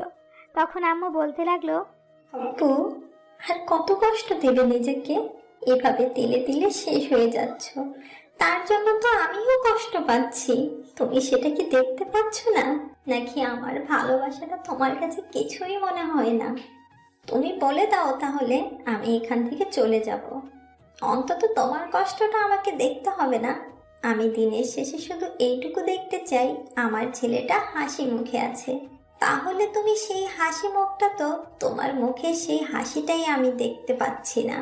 উল্টে নিজেকে এত বাজেভাবে একটা বাজে পরিস্থিতির মধ্যে ঠেলে দিচ্ছ, যেখান থেকে তুমি পরবর্তীতে ফিরে আসতে পারবে না। ঈশান কোনো কথাই বলছে না, আর আম্মু কান্না করতে লাগলো। তখন ঈশান বলল, আম্মু, এত টাকা পয়সা দিয়ে কি হবে যদি মনে শান্তিটাই না থাকে? প্রিয় মানুষটাই যদি লাইফে না থাকে, কি দরকার এত স্ট্যাটাস, ইগো, নামডাক আর প্রতিপত্তি দিয়ে? টাকা পয়সা দিয়ে কি আব্বু আমার সুখটা কিনে দিতে পারবে? কখনোই না। আমি আমার লাইফ থেকে সুখটাকে হারিয়ে ফেলেছি আম্মু। বুকের ভেতর না প্রচন্ড পরিমাণে যন্ত্রণা হয় জানো তো, যার জন্য নিজেকে আটকে রাখতে পারি না। নিজেকে শেষ করে দিতে ইচ্ছা করে, কিন্তু শুধু তোমার মুখের দিকে চেয়ে বেঁচে থাকতে হয়। মরে গেলে তো একেবারে মরে যেতে পারতাম, কিন্তু বেঁচে থেকে যে আমি প্রতিদিন মরে যাচ্ছি, আমি তোমাদের কি করে বোঝাবো? তোমার পাল্টে যাওয়াতে, এরকম নিজেকে কষ্ট দেওয়াতে আমিও যে কষ্ট পাচ্ছি, সেটা কি তুমি দেখতে পাচ্ছ না? নাকি আমার কষ্টটা তোমার চোখে পড়ে না? আম্মু, তুমি আমাকে মাফ করে দিও। আমি পারছি না নিজেকে ধরে রাখতে। এত কষ্ট কেন হয় বলো? ভালোবাসায় যে এত যন্ত্রণা আমি আগে জানতাম না। না হলে কখনোই ওই মেয়েটাকে তো দূরে থাক, ভালোবাসার নামটাই মুখ দিয়ে উচ্চারণ করতাম না। কি করব, আমার বেহায়া মনটা যে ওই গরিব মেয়েটাকে ভালোবেসে ফেলেছিল, যাকে তোমরা মেনে নিতে পারলে না। আম্মু মুখে কাপড় চেপে কান্না করতে লাগলো, আর ঈশান দেয়ালে পিঠ ঠেকিয়ে দাঁড়িয়ে রইল। আম্মু রুম থেকে বেরিয়ে গেল। দরজায় আব্বু দাঁড়িয়ে আছে। ঈশান কিছুক্ষণ পর বাসা থেকে বেরিয়ে গেল। ঈশান এসব কথা বলতে চায় না, আর সেটাই বারবার বলতে হয়। বুকের ভেতরটা ভেঙে চুরে যাচ্ছে। কষ্টগুলো ভুলতে বাড়ি গিয়ে ইচ্ছে মতো ড্রিঙ্ক করলো। সেদিন রাতে আর বাসায় ফিরল না। তখন হোটেলের দুজন ওয়েটার ওকে একটা রুমে দিয়ে আসে। পরদিন বাসায় আসলে আম্মু অনেক কান্নাকাটি করলো, আর আব্বু প্রচন্ড পরিমাণে বকাঝকা করলো, আর বলতে আরম্ভ করলো, তোমাকে অনেক লাই দিয়েছি, আজকের পর থেকে তোমার বাসা থেকে বেরোনো বন্ধ। আমি তোমাকে স্বাধীনতা দিয়েছি, তার মানে এই না যে তোমার যা খুশি তাই করবে। তুমি নিজেকে মৃত্যুর মুখে ঠেলে দিচ্ছ, বুঝতে পারছো না আমার সম্মানটাকে তুমি ডুবিয়ে ফেলছো। এসব আজে বাজে সাইপাস খেয়ে নিজের শরীরটাকে তো শেষ করে দিচ্ছ, আর তোমার আম্মুকেও কষ্ট দিচ্ছ আর আমার টেনশন বাড়াচ্ছ। আমি তো বলিনি তোমাদের আমাকে নিয়ে টেনশন করতে। তোমার কিসের টেনশন? তোমার তো সব টেনশন দূর হয়ে গেছে। আমি তো আর ওই মেয়েটার কাছে যাচ্ছি না, না অন্য কোনো মেয়ের সাথে রাত কাটাচ্ছি, যার জন্য তোমার সম্মানটা ধুলোর সাথে মিশে যাচ্ছে। আব্বু ঈশানের এরকম ধারা কথাটা শুনে রেগে ঠাস ঠাস করে ওর গালে 2টা থাপ্পড় মেরে দিল। ঈশান আর রাগটাকে কন্ট্রোল করতে না পেরে পাশে থাকা একটা কাচের গ্লাস হাতে নিয়ে দেয়ালের সাথে জোরে সরে কয়েকটা ঘুষি দিল আর বলতে আরম্ভ করলো, বাসা থেকে তোমার জন্য বেরোবো না সেটাই ঠিক হবে তো? তাহলে থাকবো বাসার মধ্যে এখন থেকে। ঈশান রুমে গিয়ে দরজা সজোরে লাগিয়ে দিল। আম্মু দরজার সামনে গিয়ে কিছুক্ষণ কান্নাকাটি করলো আর ডাকাডাকি করতে লাগলো। ঈশান আর কারো কথাই শুনলো না। ও এই একটা মাসে পুরো পাগলের মতো হয়ে গেছে। অন্যদিকে রাজ এই বিষয়টা নীলাশাকে জানিয়েছে, কিন্তু ও নিরুপায়, কী বা করতে পারে। উল্টো যখন ঈশানের কথা মনে হয় তখন প্রচন্ড পরিমাণে কান্না করে, কাউকে বলতেই পারে না। আব্বু আম্মু ওকে এরকম চুপচাপ থাকতে দেখে ওকে অনেকবার জিজ্ঞাসা করেছে কি হয়েছে। নীলাশা তারপরও কিছুই বলেনি। এভাবে আরো 4-5টা দিন কেটে গেল। এর মাঝে বাসা থেকে ঈশান আর বের হয়নি, খাওয়া দাওয়াটাও বন্ধ করে দিয়েছে। এখন রুম থেকেও আর বের হয় না। আব্বু আম্মু রুমের সামনে এসে দরজা ধাক্কাধাক্কি করলে ঈশান বারবার বলেছে, এভাবে যদি বারবার আমাকে ডিস্টার্ব করতে থাকো তাহলে নিজেকে শেষ করে দিব। আমাকে ডিস্টার্ব করো না, তোমরা কেউ আমাকে ডিস্টার্ব করবে না। আর যদি বেশি ডিস্টার্ব করো তাহলে এই পৃথিবী থেকে চলে যাব, যেখানে গেলে আর খুঁজেই পাবে না। ঈশানের এখন শরীরের বেহাল অবস্থা, শরীরে যেন আর কোনো শক্তি অবশিষ্ট নেই। তারপর রুমের মধ্যে শুয়ে বসে সিগারেট খায়। আম্মু ঈশানের কর্মকাণ্ডের জন্য শুধু আব্বুকেই দায়ী করছে। সেই কবে থেকে আম্মু আব্বুকে কথাগুলো বলা বন্ধ করে দিয়েছে। 7ম দিনের মাথায় আব্বু রাতে বাসায় আসলে আম্মু আব্বুর বাজরিয়ে ধরে কান্না করে বলতে লাগলো, ওগো, তুমি আমার ছেলেটাকে বাঁচতে দাও। তুমি ওর উপর এতটা জুলুম করো না। ও অন্যায় করে থাকলে তার শাস্তি আমাকে দাও। তারপরও ওকে এরকম করে শাস্তি দিও না। আমি আমার ছেলেটাকে নিয়ে অনেক দূরে চলে যাব। ঈশান ওই মেয়েটাকে বিয়ে করলে তো তোমার সমস্যা। ওর সাথে তুমি ঈশানকে মেনে নিতে পারবে না, তো তোমার সম্মানে দাগ লেগে যাবে। তেমন কিচ্ছু হবে না। তার আগেই আমি এখান থেকে অনেক দূরে চলে যাব। তারপরও আমার ছেলেটাকে দয়া করে একটু বাঁচতে দাও। ওর ভালোবাসাটাকে এইভাবে কেড়ে নিয়ে ওকে নিঃস্ব করে দিও না। আমাকে একটু দয়া করো। আমি আমার ভালোবাসা থেকে তোমার কাছে ভিক্ষে চাইছি। আমার ছেলের জীবনটা ভিক্ষে দাও। আম্মুর এত আকুতি মিনতির পরও আব্বু কিছুই বলছিল না। আম্মু আধ ঘন্টা যাবত ওনার পা জড়িয়ে ধরে কান্না করলো, কথাগুলো বলল। তারপর যখন আব্বু শুনলো না তখন আম্মু কান্না করতে করতে রুম থেকে বেরিয়ে গেল। অন্যদিকে ঈশানের শরীরের বেহাল দশা হয়ে গেছে। কেউ আর ওই দিনের পর থেকে ঈশানের রুমে যেতে পারেনি। আম্মু যতবার রুমে যাওয়ার চেষ্টা করেছে ঈশান ততবার নিজের ক্ষতি করে দিবে বলেছে, কিন্তু এখন যেন শরীর আর চলছিল না। যেটুকু শক্তি অবশিষ্ট ছিল নেশা করে সেটাকে যেন শেষ করে দিয়েছে। এখন নিঃশ্বাসটা ত্যাগ করাটাই সময়ের ব্যাপার হয়ে গেছে। বিছানা ছেড়ে আর উঠতে পারছে না, আর রুমেও কেউ যেতে পারে না, যার জন্য কেউ ঈশানের অবস্থাটা দেখতে পারছে না। রাতে ঈশান শুয়ে শুয়ে ভাবছে এরপর হয়তো আর কখনো পৃথিবীর আলোটাই দেখা হবে না, কারণ শরীরটাই আর সায় দিচ্ছে না। এই মুহূর্তে খুব ইচ্ছে করছিল প্রিয়সীর মুখটা একবার দেখতে, যার জন্য এত কঠিন আয়োজন। হয়তো সেই সুযোগটা আর কখনো হবে না। তাই ফোনের গ্যালারিতে থাকা নীলাশার একটা ছবি বের করে ওর মায়াবী চেহারাটা বারবার দেখতে লাগলো। তারপর একটা সময় নিজেই বলতে লাগলো, খুব বেশি ভালোবেসে ফেলেছিলাম তো, ওই জন্য বুঝতেই পারলেন না প্রেয়সী। তোমাকে আর কি বোঝাবো, যেখানে আব্বু আম্মুকে বোঝাতে পারলাম না। আর তুমি তো অন্যের মেয়ে ছিলে, আমার আর কিছু বোঝানোর নেই তোমাকে। আজকের পর হয়তো তোমাকে আর দেখতে পারবো না। সামনে থেকে দেখতে না পারলেও ফোনে তোমাকে একবার শেষবারের মতো দেখে নিলাম পাগলি। তবে জানো তো পাগলি, আমি যদি কখনো আল্লাহর কাছে কিছু চাওয়ার সুযোগ পাই না, শুধু তোমাকেই চাইব। ভেবে নিব হয়তো আমার কপালে তুমি ছিলে না। তবে একটা কথা মনে রেখো, ভুলেও কখনো কাউকে ভালোবেসে ফেলো না, না হলে আমার কষ্টটা সেদিন বুঝতে পারবে। বুকের মাঝে প্রচন্ড পরিমাণে যন্ত্রণা হচ্ছে, তাই আর থাকতে পারল না। আস্তে আস্তে ঈশানের চোখ জোড়া বন্ধ হয়ে আসলো। পরদিন যখন আম্মু ওকে ডাকতে আসলো তখন ঈশানের কোনো সাড়া শব্দই পাচ্ছিল না। তখন আম্মু কান্না করতে করতে পুরো বাড়ি মাথায় করে ফেললো। আব্বু দৌড়ে এসে বলতে লাগলো, শাইলা, কি হয়েছে? এভাবে চিৎকার করছো কেন?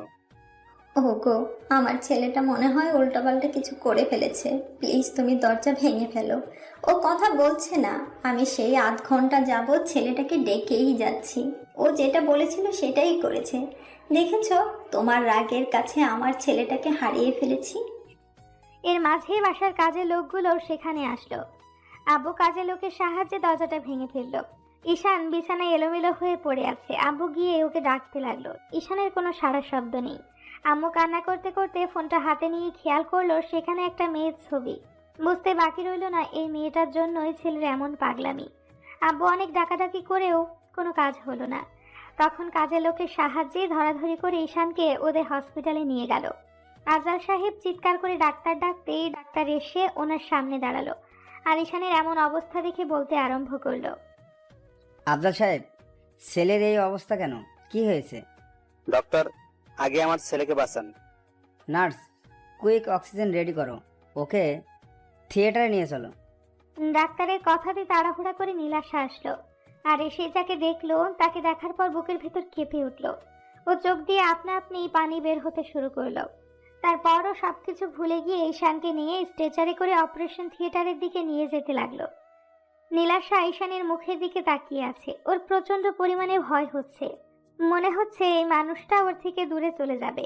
হয়তো আর কখনো এই মানুষটার মুখটা দেখতে পারবে না। অপারেশন থিয়েটারে নিয়ে যেতে ডক্টর অপারেশন শুরু করে দেয় আর বুঝতে পারে অনেকগুলো ঘুমের ওষুধ খেয়ে নিয়েছিল, যার জন্য শরীরের অবস্থা খারাপ হয়ে গেছে। আর না খেয়ে থাকার ফলে শরীরটা নিঃশেষ হয়ে গেছে। নিঃশ্বাস নিতেই ওর কষ্ট হচ্ছে। 1 ঘন্টা পর ডক্টর বেরিয়ে আসে। তারপর বেরিয়ে আসতেই আম্মু বলতে আরম্ভ করে, ডক্টর, আমার ছেলের কি অবস্থা? ও বাঁচবে তো? আমি ওকে আবার সেই আগের মতো অবস্থায় ফিরে পাবো তো? ও আমাকে আম্মু বলে ডাকবে তো? ম্যাডাম, আপনি শান্ত হন। ঈশান ঠিক আছে, আসলে অনেকটা টেনশন করেছে। আর অনেক দিন যাবৎ খাবারটাও ঠিক মতো খায় না। তার উপরে কাল রাতে মনে হয় অনেকগুলো স্লিপিং পিল খেয়ে নিয়েছিল, যার জন্য এই অবস্থা হয়েছে। টেনশন করবেন না, সব ঠিক হয়ে যাবে। কিন্তু এটা বলুন তো, ছেলের এই অবস্থা হলো কি করে? ডক্টরের কথা শুনে আম্মু হাউমাউ করে কান্না করে দিল। আফজাল সাহেব মাথা নিচু করে রইল। এর মাঝে আম্মু খেয়াল করলো কিছুটা দূরে একটা মেয়ে দাঁড়িয়ে কান্না করছে। আম্মুর বুঝতে আর বাকি রইল না এটাই ওনার ছেলের সে অবাধ্য ভালোবাসা। হসপিটালে আসার আগে ঈশানের হাতে যখন ফোনটা ছিল তখন আম্মু এই মেয়েটার ছবিটাই দেখেছিল। নীলাশাকে দেখে আম্মু ওর কাছে আসলো। তারপর ওর একটা হাত ধরে বলতে আরম্ভ করলো। তুমি নীলাশা, তাই না? নীলাশা মাথা নিচু করে নিল। আম্মু ওর হাতটা 2 হাতে জোর করে ধরে বলতে লাগলো, দেখেছো মামুনি, তোমাকে ভালোবেসে আমার ছেলেটা কি অবস্থা হয়েছে। আমার ছেলেটাকে একটু দয়া করো, একটু তোমার ভালোবাসাটা ভিক্ষে দাও। আমি কথা দিচ্ছি, ওর আব্বু তোমাকে মেনে না নিলেও আমরা এখান থেকে অনেক দূরে চলে যাব। তারপরও আমার ছেলেটাকে একটু বাঁচতে দাও। ও তোমাকে ভালোবাসে। খুব বেশি অন্যায় করে ফেলেছে বলো? ও খুব বেশি অপরাধ করে ফেলেছে বলো? তোমাকে ভালোবাসাটা কি ওর জন্য এত বেশি অন্যায় ছিল? আমি তোমার পায়ে ধরে ওর ভালোবাসাটা ভিক্ষে চাইছি। তারপরও তুমি ওকে ফিরিয়ে দিও না। ও বাঁচতে পারবে না তোমাকে না পেলে। একমাত্র ছেলে আমার, একটু বাঁচার সুযোগ দাও। আমাদের মা ছেলের উপর এইটুকু দয়া করো। আম্মু নীলাশার পা ধরতে গেলে ও সরে গেল আর আব্বু বলতে লাগলো, শাইলা, কি পাগলামি করছো তুমি? চুপ, একদম চুপ। আর একটা কথা বলবে না তুমি। আজকে তোমার জন্য আমার ছেলের এই অবস্থা। তুমি আমাকে আর আমার ছেলেকে অনেক দয়া করেছো, আর করতে হবে না। এবার অন্তত আমাকে ছেড়ে দাও। এবার অন্তত আমার ছেলেটাকে বাঁচতে দাও। আমি ওকে নিয়ে এখান থেকে অনেক দূরে চলে যাব। সেখানে তুমি আর তোমার কোনো স্ট্যাটাস থাকবে না। শাইলা, আমার কথাটা শোনো। আমি আর কিছু শুনতে চাই না। তুমি আমার নামটা ধরেও ডাকবে না। তোমার ভালোবাসার উপর থেকে আমার পুরো বিশ্বাসটাই উঠে গেছে। তোমার প্রতি এখন শুধু আমার ঘৃণা জন্মে গেছে, ঘৃণা। শুধু তুমি আমার স্বামী বলে তোমাকে এতদিন কিচ্ছু বলিনি, কিন্তু আজকে আমি থাকবো না।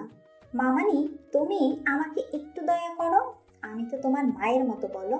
তোমার মা যদি তোমার কাছে কিছু ভিক্ষে চাইতো, তুমি দিতে না বলো? আমার ছেলেটাকে একটু বাঁচতে দাও, একটু ওকে ভালোবাসাটা ভিক্ষে দাও। আমি সারা জীবন তোমার কাছে কৃতজ্ঞ থাকবো। আম্মুর এরকম ধারা কথাতে নীলাশা সেখানে থাকতে পারল না। কান্না করতে করতে দৌড়ে ওয়াশরুমে ঢুকে গেল। তারপর কিছুক্ষণ চোখে মুখে পানি দিল আর বেসিনের সামনে দাঁড়িয়ে ফুপিয়ে ফুপিয়ে কান্না করতে লাগলো। এটা আমি কি করলাম যে মানুষটাকে আমি নিজের থেকেও বেশি ভালোবেসে তাকে এমন করে কষ্ট দিলাম? এর থেকে তো উপরওয়ালা আমাকে নিয়ে গেলেই পারতো। আমি সব জায়গাতে ঝামেলা পাকিয়ে ফেলি। আমাকে যে এত বেশি ভালোবাসে তাকে এত বেশি কষ্ট দিয়ে ফেললাম। আমি কি করে ওনার সামনে গিয়ে দাঁড়াবো? উপরওয়ালা আমাকে এমন একটা কপাল দিয়ে পৃথিবীতে পাঠিয়েছে যে কপালে ওনার ভালোবাসাটা লেখা নেই। এর মাঝে ঈশানের সব ফ্রেন্ড বিষয়টা জানতে পেরে হসপিটালে চলে আসছে। আর রাজ এসে আম্মুকে একটা জায়গায় নিয়ে জোর করে বসালো। আর আম্মু বারবার ওকে বলতে লাগলো, রাজ, আমার ছেলেটাকে আবার আগের মতো ফিরিয়ে দে আপু। আমি ওকে ছাড়া থাকতে পারবো না। তুই তো জানিস ও আমার একমাত্র ছেলে। তুইও তো আমার ছেলের মতো, বল। তুই তোর বন্ধুকে একটু বল না। আমি ওকে নিয়ে এখান থেকে অনেক দূরে চলে যাব।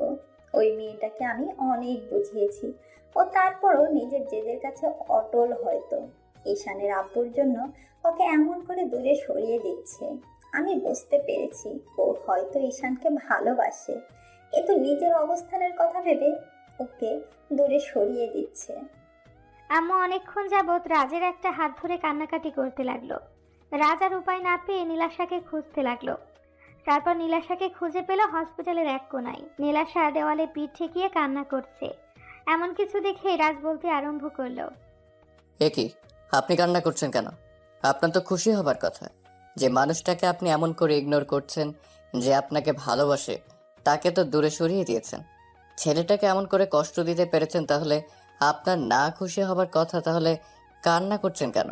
আপনি তো আজকে হাসবেন, অনেক বেশি খুশি হবেন, তাহলে কান্না করছেন কেন? ভাইয়া, আপনি আমাকে মাফ করে দিবেন। আমি নিরুপায়। আমি পারবো না ওনাকে নিজের কাছে টেনে নিতে, না ওনার বুকের ঠাঁই খুঁজে নিতে। আমি অনেক বড় অন্যায় করে ফেলেছি। আমি এই সুন্দর চেহারা নিয়ে জন্ম নিয়ে অনেক বড় পাপ করে ফেলেছি। আমি বুঝতে পারিনি যে আমার জন্য একটা মানুষ এভাবে কষ্ট পাবে আর নিজেকে এত বেশি কষ্ট দিবে। আপনি আমাকে মাফ করে দেন। আমি এখান থেকে অনেক দূরে চলে যাব। এত কিছুর পরও আপনার কাছে মনে হচ্ছে আপনি নিজেই অপরাধ করেছেন? আপনি তো অপরাধ করেছেন ওকে কষ্ট দিয়ে। আপনি কখনো ভালো থাকতে পারবেন না। আমি বলে দিচ্ছি, আজকে ওর যদি কিছু হয়ে যেত না, এর জন্য একমাত্র আপনি দায়ী থাকতেন। আপনি কখনো ভালো থাকতে পারবেন না। আর যদি কখনো কাউকে ভালোবেসে ফেলেন না, তাহলে বুঝতে পারবেন এই ভালোবাসার মধ্যে কতটা যন্ত্রণা রয়েছে। আমি নিরুপায়। আমি ওনাকে নিজের কাছে টেনে নিতে পারিনি। আপনি আমাকে মাফ করবেন। আমি জানি আপনি আঙ্কেলের জন্য এরকম করেছেন, কিন্তু আপনি তো একটাবার ওকে বলতে পারতেন যে আপনার অবস্থানের দিক থেকে আপনি ওকে ভালোবাসতে পারছেন না। অন্তত আমাকে বলতে পারতেন। আমি তো বারবার এসে আপনাকে জিজ্ঞেস করেছিলাম কি জন্য আপনি এমনটা করছেন। অন্তত ঈশানের আম্মুর কাছে বলতে পারতেন। আমি তো বলেছিলাম যে ওর আম্মু কতটা কান্নাকাটি করছে, ওর আম্মু সবকিছুতেই রাজি আছে, শুধু উনি ওনার ছেলের মুখে হাসি দেখতে চায়। আর আপনি কি করলেন? ওকে এমন করে ইগনোর করলেন যার জন্য ছেলেটার এমন একটা অবস্থা। আজকে ছেলেটা মরে গেলেই হয়তো আপনি খুশি হতেন না। প্লিজ ভাইয়া, চুপ করুন। এসব বাজে বাজে কথা বলবেন না। ওনার কিচ্ছু হবে না। আমি মরে যাব সেটাই ঠিক হবে। আমি চলে গেলেই তো কেউ কষ্ট পাবে না, সেটাই ভালো হবে। বুঝেছি, আপনার সাথে কথা বলে কোনো লাভ নেই। এইসব বিষয় নিয়ে আপনাকে বলবো না। ঈশানের আম্মু ওকে নিয়ে অনেক দূরে চলে যাবে। আন্টি বুঝতে পেরেছে আপনি ঈশানকে ভালোবাসার পরও কখনোই মেনে নেবেন না। রাজ গিয়ে আম্মুর সাথে কথা বলল। সব শোনার পর আম্মু বলতে লাগলো, আমার সব বোঝা হয়ে গেছে, কেউ কারো জন্য না। আমি আমার ছেলেকে নিয়ে এখান থেকে অনেক দূরে চলে যাব। সারাটা দিন ঈশানের জ্ঞান ফিরল না। রাত 12টার দিকে নীলাশা বাসায় যেতেই ওর আব্বু বলতে আরম্ভ করলো, মামনি, তোমার সাথে আমার কিছু কথা আছে। নীলাশা আব্বুর সামনে দাঁড়াতেই উনি বলতে আরম্ভ করলো, শোনো মামনি, আমি তোমার বিয়ে ঠিক করে ফেলেছি। কিছুদিন যাবৎ ভেবেছি তোমার বয়স হয়েছে, আমাদেরও বয়স হয়েছে, যে কোনো সময় আমরা চোখ বন্ধ করে নিতে পারি। তাই আমি চলে যাওয়ার আগে চাই আমার মেয়েটা কোথাও ভালো আছে সেটা দেখে যেতে। কিন্তু আব্বু। আর কোনো কিন্তু নাই, আমি যেটা বলেছি সেটাই হবে। তুমি বা কতদিন এভাবে থাকবে বলো? আব্বু, আমি চলে গেলে তোমাদের কি হবে? আমি যদি বিয়ে করে এখান থেকে চলে যাই তাহলে তোমাদের কি দেখবে? সেটা তোমাকে দেখতে হবে না। ছেলেপক্ষ সবই শুনেছে, ওরা সবটা জেনেই শুনেই রাজি হয়েছে। ওরা বলেছে বিয়ের পর তোমাকে চাকরিটা করতে হবে না। ওরা সবকিছুতে রাজি আছে। আর এও বলে দিয়েছে আমাদের ফ্যামিলির পুরো দায়িত্বটা ওদের। ছেলে তোমাকে অনেক অনেক পছন্দ করেছে, তাই আমি চাই না এরকম একটা ভালো সম্বন্ধ হাতছাড়া করতে। হয়তো আমাদের একটু কষ্ট হবে, তারপরও যে টাকাটা আছে সেটা দিয়ে আমাদের দিব্যি চলে যাবে। তুমি টেনশন করো না আমাদের নিয়ে। নীলাশা কিছু বলার আগে আম্মুকে বোঝাতে লাগলো। নীলাশা রুমে চলে গেল। তারপর বালিশে মুখ গুজে অনেকক্ষণ কান্না করলো। সারা রাত নীলাশা ঘুমাতে পারল না, শুধু ভাবলো এবার ঈশানকে সারা জীবনের জন্য দূরে সরিয়ে দিতে হবে। পরদিন নীলাশা হসপিটালে আসতেই বুঝতে পারলো ঈশানের জ্ঞান ফিরেছে। আরও প্রচণ্ড পরিমাণে পাগলামি করছে। রাজ হাত জোড় করে নীলাশাকে বলল, প্লিজ আপনি একটু কেবিনে যান, ওকে একটু শান্ত করে আসেন। ওর সাথে একটু কথা বলে দেখেন, ও সব ভুলে যাবে।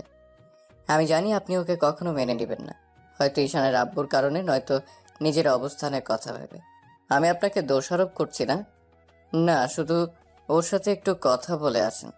দেখুন, ঈশান আর পাগলামি করবে না। রাজের কথা মতো নীলাশা ঈশানের কাছে আসলো।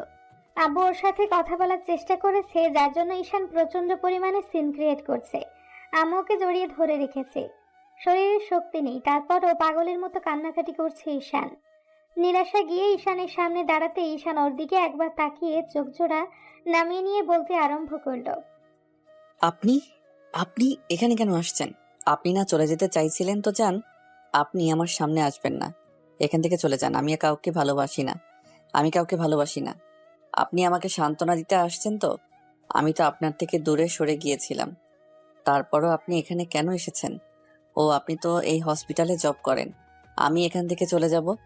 এর মাঝে ডক্টর কেবিনে ঢুকলো। ঈশানকে এইভাবে কান্নাকাটি করতে দেখে বলতে আরম্ভ করলো, আফজাল সাহেব, কি বললেন ছেলেকে, যার জন্য এইভাবে উত্তেজিত হয়ে গেল? আপনাদের বলেছি না ওকে কোনো রকম প্রেশার দিবেন না।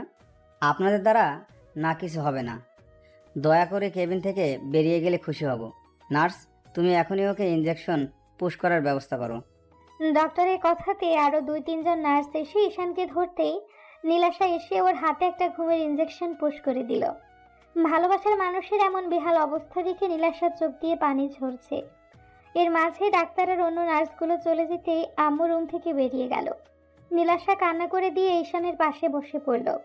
তারপর ঈশানের একটা হাত ধরে অনেকক্ষণ মুখের দিকে তাকিয়ে থেকে কপালে একটা চুমু দিয়ে বলতে আরম্ভ করলো, আপনি আমাকে মাফ করবেন, আমি আপনার ভালোবাসাটা বুঝতে পারিনি। বোঝার পরও সেটাকে দূরে সরিয়ে দিয়েছি। প্লিজ আমাকে ক্ষমা করে দিন। জানি আপনি আমাকে কখনোই মাফ করতে পারবেন না। কি করব বলেন? আমি নিরুপায়। আমি এমন একটা অবস্থানে আছি যেখান থেকে না আপনাকে কাছে টেনে নিতে পারছি, আর নিজেকে এখান থেকে সরিয়ে নিতে পারছি না। প্লিজ আপনি আমাকে মাফ করে দিবেন। আমি আপনার ভালোবাসাটা বুঝতে পারিনি। আপনি আমাকে অভিশাপ দিয়েন, তারপরেও নিজেকে এভাবে কষ্ট দিয়েন না। নীলাশা কিছুক্ষণ ঈশানের অসহায় মুখের দিকে তাকিয়ে রইল। মুখটা পুরো শুকিয়ে গেছে, আর কয়েকটা দিন না খেয়ে নিজের অবস্থা পুরো বেহাল দশা করেছে। নীলাশা জানে ঈশান নিজেকে কষ্ট দিতে প্রচুর পরিমাণে নেশা করে।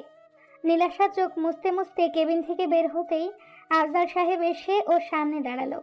তখন নীলাশা পাশ কাটিয়ে চলে যেতে গেলে উনি বলতে আরম্ভ করলো, দাঁড়াও, কোথায় যাচ্ছ তুমি? আঙ্কেল, আব্বু আমার বিয়ে ঠিক করেছে, আর খুব শীঘ্রই আমার বিয়ে, হয়তো 1 সপ্তাহের মধ্যে। আমি ঠিক করেছি আজকে এখান থেকে চলে যাব। আমি আর এই চাকরি কন্টিনিউ করতে পারছি না। আর আমার জন্য আপনার ফ্যামিলিতে এত সমস্যা, আমি শহর ছেড়ে চলে গেলেই হয়তো এই সমস্যাটা আর থাকবে না। আমার ছেলেকে কষ্ট দিয়ে এভাবে ফেলে রেখে তুমি যেতে পারো না।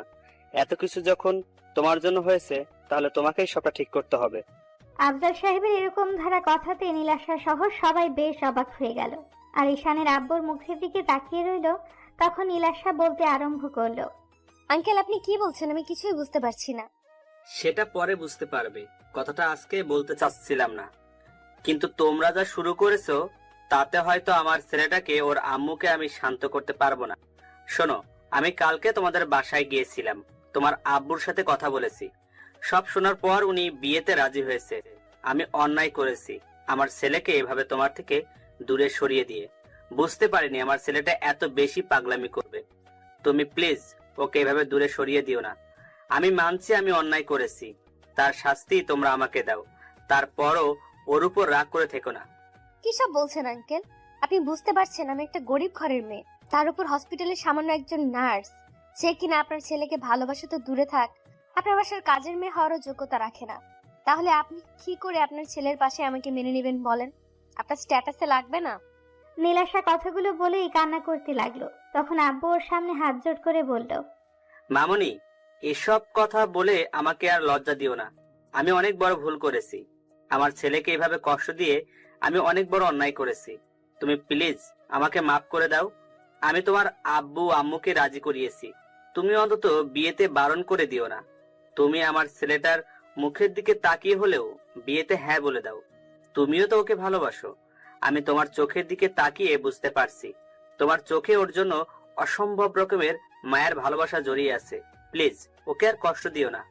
অসম্ভব আঙ্কেল, এই বিয়ে করা আমার পক্ষে সম্ভব না। আমি জানি আপনি কখনো আমাকে ছেলের বউ হিসেবে মানতে পারবেন না। আপনার ছেলে আমাকে কখনো মাফ করবে না। ও এমনিতেই আমাকে এখন ঘৃণা করে, তাই আমি চাই যে মানুষটা আমাকে ঘৃণা করে সারা জীবনে যেন ঘৃণাই করে যায়। বুঝতে পেরেছি, রাগ আর অভিমানের থেকে এখন এসব কথা বলছো তো। আচ্ছা, আমি তোমার পায়ে ধরে ক্ষমা চাচ্ছি। তারপরও আমার ছেলেটাকে দূরে সরিয়ে দিও না। আব্বুর কথা শুনে নীলাশা দূরে সরে গেল আর কান্না করে দিয়ে বলতে লাগলো, আঙ্কেল, আপনার ছেলেকে আপনি দূরে সরিয়ে দেন, তারপরও এরকম পাগলামি করবেন না। অন্তত আমাকে আর কোনো অপরাধী করবেন না। এমনিতেই উনি আমার উপর প্রচন্ড পরিমাণে রেগে আছে, আর আপনি এরকম কাজ করলে আমি সারা জীবন সবার কাছে অপরাধী হয়ে থাকবো। আমি জানি তুমি কিরকম মেয়ে, তাই তোমাকে এভাবে কথাগুলো না বললে তুমি রাজি হতে না। আমি চাই তুমি আমার ছেলেটাকে বিয়ে করে নাও। আমি ঠিক করেছি 1 সপ্তাহের মধ্যে তোমার সাথে ঈশানের বিয়ে। তুমি শুধু ওকে বিয়েটা করে নাও, দেখো সব ঠিক হয়ে যাবে। নীলাশা কথা বলছে না, তাই আম্মু আর রাজ বেশ কিছুক্ষণ ওকে বোঝাতে লাগলো। পরদিন ঈশানের জ্ঞান ফিরে আসতে নীলাশা প্রথমে কেবিনে ঢুকলো। ঈশান ওকে দেখে একবার ওর দিকে তাকিয়ে তারপর ওপরের দিকে তাকিয়ে রইল।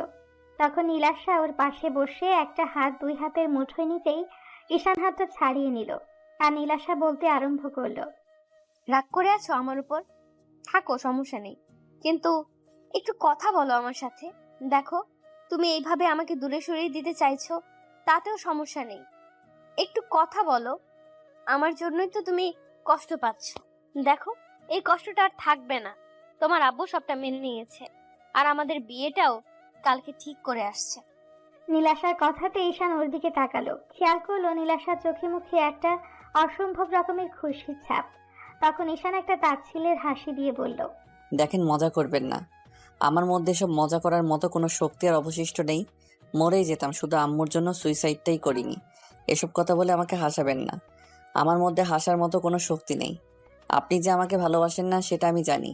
আব্বু জোরপূর্বক আপনার সাথে আমার বিয়েটা ঠিক করেছে, তো শুধু আমাকে বাঁচানোর জন্য, তাই না? আপনি চলে যান, আমাকে আপনার বিয়ে করতে হবে না। আমি মরবো না। উপরওয়ালা আমাকে ঠিক যতদিন বাঁচিয়ে রাখবে আমি ঠিক ততদিনই বেঁচে থাকবো, এতে আপনি চান বা না চান। ঈশানের কথাতে নীলাশা ফুপিয়ে কান্না করে দিল। তখন ঈশানের একটা হাত 2 হাতের মুঠোয় নিয়ে চুমু দিতে দিতে বলতে আরম্ভ করলো, এই প্লিজ এরকম কথা বলো না, আমার প্রচন্ড পরিমাণে ভয় হয়। তুমি জানো তোমার এই অবস্থা দেখে আমার কতটা কষ্ট হয়েছিল। মনে হয়েছিল আমি নিজেকে শেষ করে দেই। তুমি এরকম একটা কাজ কেন করতে গেলে? এইসব বলে আমাকে কষ্ট দিও না প্লিজ। তুমি এইসব বললে আমার প্রচন্ড পরিমাণে ভয় হয়। তুমি আমাকে বলো তোমাকে ভালোবেসে আমার মরে যেতে হবে, আমি সেটা করে নেব। তারপরও এইসব কথা আর কখনো বলবে না প্লিজ। দেখেন নার্স ম্যাডাম, আমার হাত ধরবেন না, ছেড়ে দিন। আমি তো একটা দুশ্চরিত্র লম্পট ছেলে। আপনাকে শুধু শারীরিক চাহিদার কারণে কাছে টেনে নেই। এখন শরীরের চাহিদাটা আমি মিটিয়ে ফেলেছি, তাহলে এখন আপনি আমার কাছে আসছেন কেন? যান, এখান থেকে চলে যান। আমি না কাউকে ভালোবাসি, না কেউ আমাকে ভালোবাসে। কারো ভালোবাসারই আমার দরকার নেই। যেখানে নিজের আব্বু আম্মুই আমাকে বুঝতে পারেনি, সেখানে তো আপনি আমার রক্তের সম্পর্কের কেউ না। সত্যি দূরে চলে যাব, সত্যি আমি তোমার কেউ নই। হয়তো আমি তোমার রক্তের সম্পর্কে কেউ নই, কিন্তু তোমার আত্মার সাথে আত্মার সম্পর্কের একজন মানুষ, যাকে কিনা তুমি এত ভালোবাসো। তুমি আমার উপর রাগ করে এরকম কথা বলছো, তাই না? আচ্ছা ঠিক আছে, আমি এখান থেকে চলে যাচ্ছি। তবে এইটুকু শুনে রাখো, আমি তোমার লাইফ থেকে কোথাও যাচ্ছি না। যে মানুষটা আমাকে এত ভালোবাসে, সে যদি আমাকে তাড়িয়েও দেয়, আমাকে যদি কখনো ভালোও না বাসে, এনেও না নেয়, তারপরও আমি তার কাছেই পড়ে থাকবো। ঈশান চুপ করে আছে। নীলাশা কান্না করতে করতে রুম থেকে বেরিয়ে গেল। ওকে এভাবে কান্না করে বেরিয়ে যেতে দেখে রাজ রুমে ঢুকলো। তারপর ঈশানের পাশে বসতেই ও রাজের দিকে তাকালো ও বলতে লাগলো, অনেক কিছুর পর ঠিক হয়েছে। এখন অন্তত মেয়েটাকে এভাবে দূরে সরিয়ে দিয়ে নিজের কষ্টটাকে বাড়াস না, আর না ওকে কষ্ট দিস। তুই যত পারিস ওর উপর রাগ দেখা, তারপর এমন কিছু করিস না যার জন্য সবকিছু নষ্ট হয়ে যায়। আমি তো বলিনি আমার জন্য সবাইকে কষ্ট করতে কিংবা আমার সাথে এই মেয়েটার বিয়ে ঠিক করতে। তাহলে তোরা শুধু শুধু এসব করলি কি জন্য বল? দেখ, তোর রাগ করাটাই স্বাভাবিক, কিন্তু তুই যতই রাগ দেখাস না কেন, দিন শেষে কিন্তু তুই ওকে ভালোবাসিস। তাই আমি বলবো তুই বিয়েটা করে নে। হয়তো মেয়েটার উপর কিছুদিন রাগ করে থাকবি, ওর দিক থেকে তুই মুখ ফিরিয়ে নিবি। তারপর যখন মেয়েটা কান্না করবে তখন তুই সেটা সহ্য করতে পারবি না। তুই তো বলতি তুই ওর কষ্ট সহ্য করতে পারিস না, যার জন্য লুকিয়ে ওকে অনেক হেল্প করেছিস। তারপর মেয়েটা তো এখন কষ্ট পাচ্ছে শুধু তোর জন্য। তাই আমি বলি কি বিয়েটা করে নে। দরকার পড়লে ওকে কিছুদিন কষ্ট দিস, তারপর না হয় মেনে নিস। তারপর এমন কিছু করিস না যার জন্য মেয়েটা উল্টো পাল্টা কিছু একটা করে বসে। আব্বু আম্মু ঈশানের সাথে কথা বললেও কিন্তু ঈশান আব্বুর সাথে কথা বলাটাই বন্ধ করে দিয়েছে। আব্বু হতাশ হয়ে রুম থেকে বেরিয়ে যেতেই আম্মু কিছুক্ষণ ঈশানকে বোঝালো। ঈশান সিদ্ধান্ত নিল বিয়েটা করে নিবে। তো আরো 2-3টা দিন ওকে হসপিটালে থাকতে হলো। আর এই 2-3টা দিন নীলাশা একজন স্ত্রী যেমন স্বামীর সেবা করে ঠিক তেমন করেই গেছে। একটা মুহূর্তের জন্য পাশ থেকে সরেনি। আফজাল সাহেব ওকে জবটা ছেড়ে দিতে বললেও নীলাশা ছাড়েনি, শুধু ঈশানের জন্য। নীলাশা বলেছে যেদিন ঈশান সুস্থ হয়ে যাবে সেদিন জবটা ছেড়ে দিবে। নীলাশা ঈশানের এতটা কাছাকাছি থেকেছে, তারপরও ঈশান ওর সাথে কোনো কথাই বলেনি, যার জন্য নীলাশা ঈশানের সামনেই কান্না করেছে। ঈশান জানে মেয়েটাকে ভালোবাসে, কিন্তু কেন যে তখন দূরে সরিয়ে দিয়েছিল। তো হসপিটাল থেকে বাসায় ফিরলে 7 দিনের মাথায় ওদের বিয়েটা বিশাল আয়োজনের মধ্যে দিয়ে হয়ে যায়। আর বিয়ের সময় ঈশান বেশ অন্যমনস্ক ছিল, যার জন্য নীলাশার খুব বেশি ভয় হচ্ছিল। না না, ও হয়তো আমার উপর একটু রেগে আছে, একটা সময় ঠিকই আমাকে মেনে নেবে।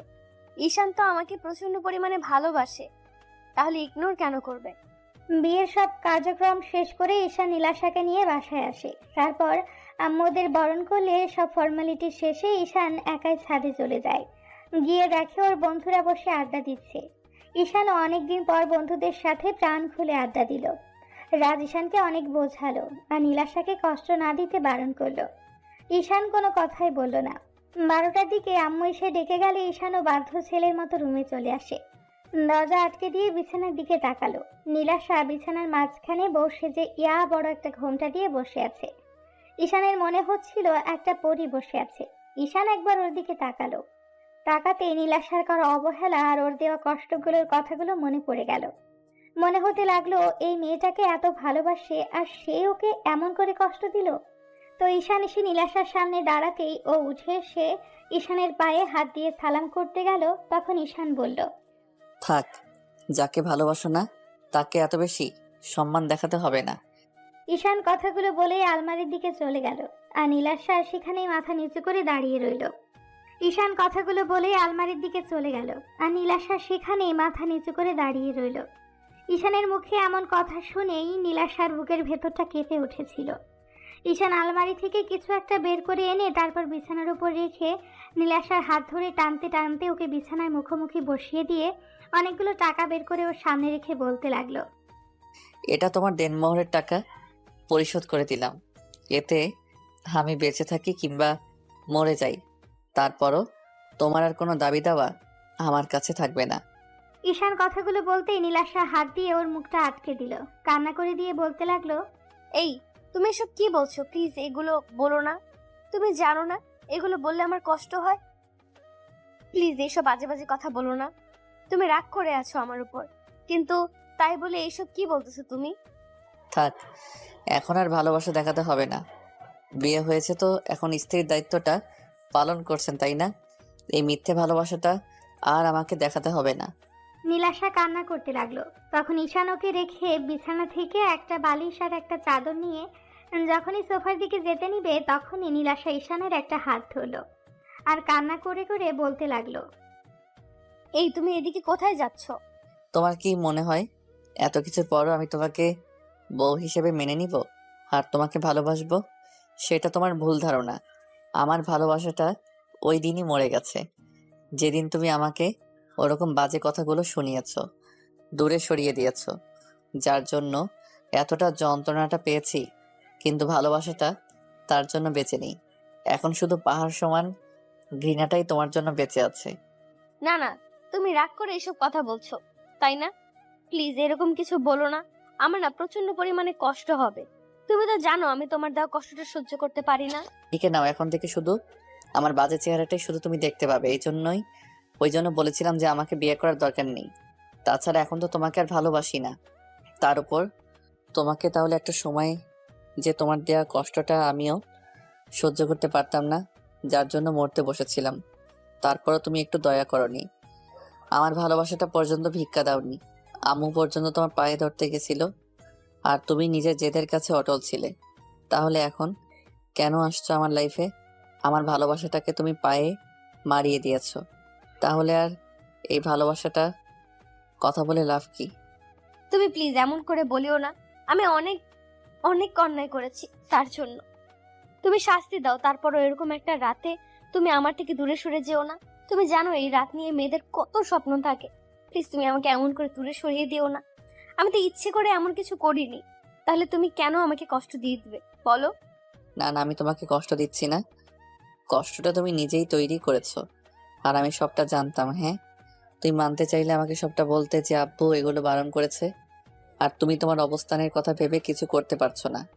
এসব আমি তো তোমাকে বলেছিলাম। আমি তোমাকে বিয়ে করে অন্য কোথাও নিয়ে যেতে রাজি ছিলাম। তুমি একটাবার অন্তত আম্মুকে বলতে পারতে যে আব্বু তোমাকে এমন কিছু বলেছে। আমার এরকম একটা দুরবস্থা দেখেও তুমি চুপ করেছিলে। তাহলে এখন এত ভালোবাসা দেখাচ্ছ কেন? আমার কোনো ভালোবাসার দরকার নেই। আমি বুঝে গেছি পৃথিবীতে কেউ কারোর জন্য নয়।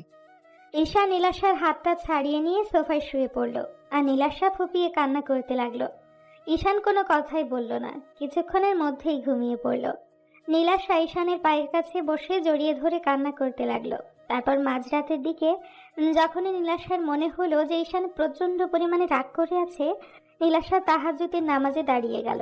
তারপর 2 রাকাত নফল নামাজ আদায় করে আল্লাহর কাছে হাত তুলে কান্নাকাটি করতে লাগলো, আর ঈশানের জন্য ভালোবাসাটা ভিক্ষা চাইলো। ঈশান সবটাই শুনতে পেল। তারপর একটা সময় অবাক হয়ে ওর দিকে তাকিয়ে রইল। সারাটা রাত আর নীলাশা ঘুমোতে পারল না, শুধু কান্নাই করে গেল। তারপর যখন পরদিন সকালে ঘুম ভাঙলো, দেখলো ঈশান গুটিসুটি মেরে সোফায় শুয়ে আছে। হয়তো অনেক ঠান্ডা লাগছে, তাই নীলাশা ওর শরীরে একটা চাদর দিয়ে দিল, আর ঈশান ওর হাতটা জড়িয়ে ধরল। নীলাশা হাতটা ছাড়িয়ে নিয়ে কিছুক্ষণ ওর মাথায় হাত বুলিয়ে দিয়ে ওর কপালে একটা ভালোবাসার পরশ দিয়ে কান্না করতে করতে ওয়াশরুমে চলে গেল। নীলাশা লম্বা একটা শাওয়া নিয়ে কোনো রকমে একটা শাড়ি পরে বের হলো। ও এখনও বারবার ফুঁসে উঠছে। নীলাশা ভেবেছিল ঈশান ওর ওপর রেগে আছে, কিন্তু এত বেশি রেগে আছে সেটাও ভাবতেও পারেনি। তাই নীলাশা আয়নার সামনে দাঁড়িয়ে নিজেকে গোছাতে লাগলো। তারপর ঈশানের ঘুমটা যখন ভাঙলো, খেয়াল করলো আয়নার সামনে একটা পরী দাঁড়িয়ে আছে আর নিজেকে গোছানোর চেষ্টা করছে। নীলাশাকে এই রূপে দেখে ঈশান উঠে বসে, কিছুক্ষণ ওর দিকে তাকিয়ে রইল, আর পুরো একটা ঘোরের মধ্যে চলে গেল। তারপর আয়নাতে নীলাশার ফর্সা উন্মুক্ত পেটের ওপর ওর চোখ পড়ল। তখন ঈশান ভুলেই গেল ও নীলাশার ওপর রাগ করে আছে। ঈশান অজান্তে উঠে গিয়ে নীলাশার পেছনে দাঁড়ালো। নীলাশা একবার ওকে আয়নাতে দেখে প্রশ্ন করল, এমন করে কি দেখছো? আমার বউটাকে দেখছি। কেন, আমি কি তোমার দিকে তাকাতেও পারবো না? না মানে আসলে কালকে তো তুমি বলেছিলে তুমি আমাকে। নীলাশা কিছু বলে ওঠার আগে ঈশান ওকে পেছন থেকে খুব শক্ত করে জড়িয়ে ধরল। তারপর যখনই ওর পেটের ওপর 2 হাত রেখে তার উপর ঘাড়ে আর গলায় নাক ঘষতে আরম্ভ করলো, সাথে সাথে নীলাশার চোখজোড়া বন্ধ করে নিল। ও এখনও বারবার ফুঁপিয়ে উঠছে। ঈশান নীলাশার ঘাড়ে আর গলায় কিস করতে আরম্ভ করলো। নীলাশার বুকটা ক্রমশ ওঠানামা করছে, ও নিঃশ্বাসটা ভারী হয়ে আসছে। ঈশানের প্রত্যেকটা স্পর্শে নীলাশা পুরো উন্মাদ হয়ে যাচ্ছিল, আর ঈশান ততটাই আদরের মাত্রা বাড়িয়ে দিচ্ছিল। ঈশানের রোমান্টিক অত্যাচারে নীলাশা আর থাকতে না পেরে ঈশানের দিকে ঘুরেই ওকে বিদ্যুৎ গতিতে জড়িয়ে ধরল। ঈশান নীলাশার মুখটা তুলে খেয়াল করে ওর গোলাপের পাপড়ির মতো ঠোঁট জোড়া এত বেশি কাঁপছে যেটা বারবার ঈশানকে কাছে টানে। ঈশান নীলাশার মিষ্টি ঠোঁটের স্বাদ নিতে ওদের 4 ঠোঁট এক করে দিল। সাথে সাথে নীলাশা ওর চুলগুলো আঁকড়ে ধরে রেসপন্স দিতে আরম্ভ করলো। এভাবে 5 মিনিট যেতে ঈশানের মনে পড়ে গেল নীলাশা একটা সময় ওকে ইগনোর করেছে। নীলাশার করা প্রত্যেকটা অবহেলার কথা মনে পড়তে ঈশান ওকে ধাক্কা দিয়ে দূরে সরিয়ে দিল। ঈশানের এমন বিহেভে নীলাশা অবাক হয়ে ওর দিকেই তাকিয়ে রইল। তারপর বলল, কি হলো, তুমি এভাবে সরিয়ে দিলে যে? নীলাশাকে এমন অবস্থায় দেখে ঈশান নিজেকে সামলে রাখতে পারছিল না। ঈশান কথাটা ঘোরানোর জন্য আর নীলাশাকে কষ্ট দেওয়ার জন্য বলতে লাগলো, তুমি কি ভেবেছো আমি তোমাকে এত সহজে মেনে নিব? এইটা তো শুধু তোমাকে কষ্ট দেওয়ার জন্য করলাম। তোমাকে আমি বারবার কাছে টেনে নিব, কিন্তু স্ত্রীর অধিকারটা তুমি আমার থেকে কখনোই পাবে না। সব সময় শুধু তোমাকে এমন করে কষ্ট দিয়ে যাব। ঈশানের বলা প্রত্যেকটা কথা নীলাশার বুকে তীরের মতো বিঁধে। ও তাড়াহুড়া করে ঈশানের সামনে আসলো। তারপর ওর একটা হাত ধরে চুমু দিয়ে বলতে আরম্ভ করলো, বাবু প্লিজ আমাকে মাফ করে দাও, আমি অন্যায় করেছি তার জন্য শাস্তি দাও। তারপরও কাছে টেনে নিয়ে এমন করে কষ্ট দিয়ে দূরে সরিয়ে দিও না। আমি থাকতে পারবো না তোমার স্পর্শ না পেয়ে। প্লিজ আমাকে একবার বুকে জড়িয়ে নাও, আমি প্রচন্ড পরিমাণে মিস করছি তোমার পাগলামিগুলো। প্লিজ আমাকে আগের মতো ভালোবাসো। কখনোই না। তোমাকে আর একটা মুহূর্তের জন্য আমি ভালোবেসে নিজের বুকে জড়িয়ে নেব না। তুমি কি ভেবেছো আমি সবটা ভুলে গেছি? কখনোই না। ঈশান কথাটা বলেই গাড়ির চাবিটা নিয়ে বেরিয়ে পড়ল। আব্বু আম্মু ওকে ডাকাডাকি করলো, কিন্তু ও কারো কথাই শুনলো না। আম্মু তাড়াহুড়া করে নীলাশার রুমে এসে দেখলো নীলাশা ফ্লোরে বসে কান্না করছে। আম্মু বিষয়টা বুঝতে পেরে ওকে জিজ্ঞেস করতেই নীলাশা সবটা বলল। সব শোনার পর আম্মু চুপ করে রইল আর নীলাশা কান্না করতে লাগলো।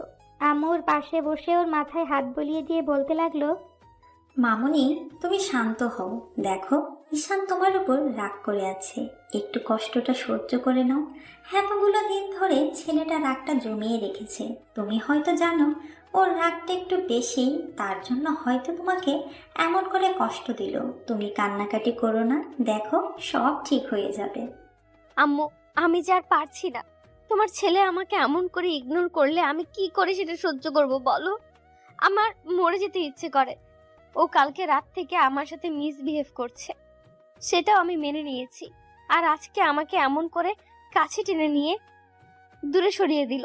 এমন তোমার ছেলে বলছে আমাকে কখনো স্ত্রীর অধিকার দেবে না। এগুলো শোনার পর আমি কি করে নিজেকে ঠিক রাখবো বলো? পাগলি মেয়ে, এমন কিছু হবে না।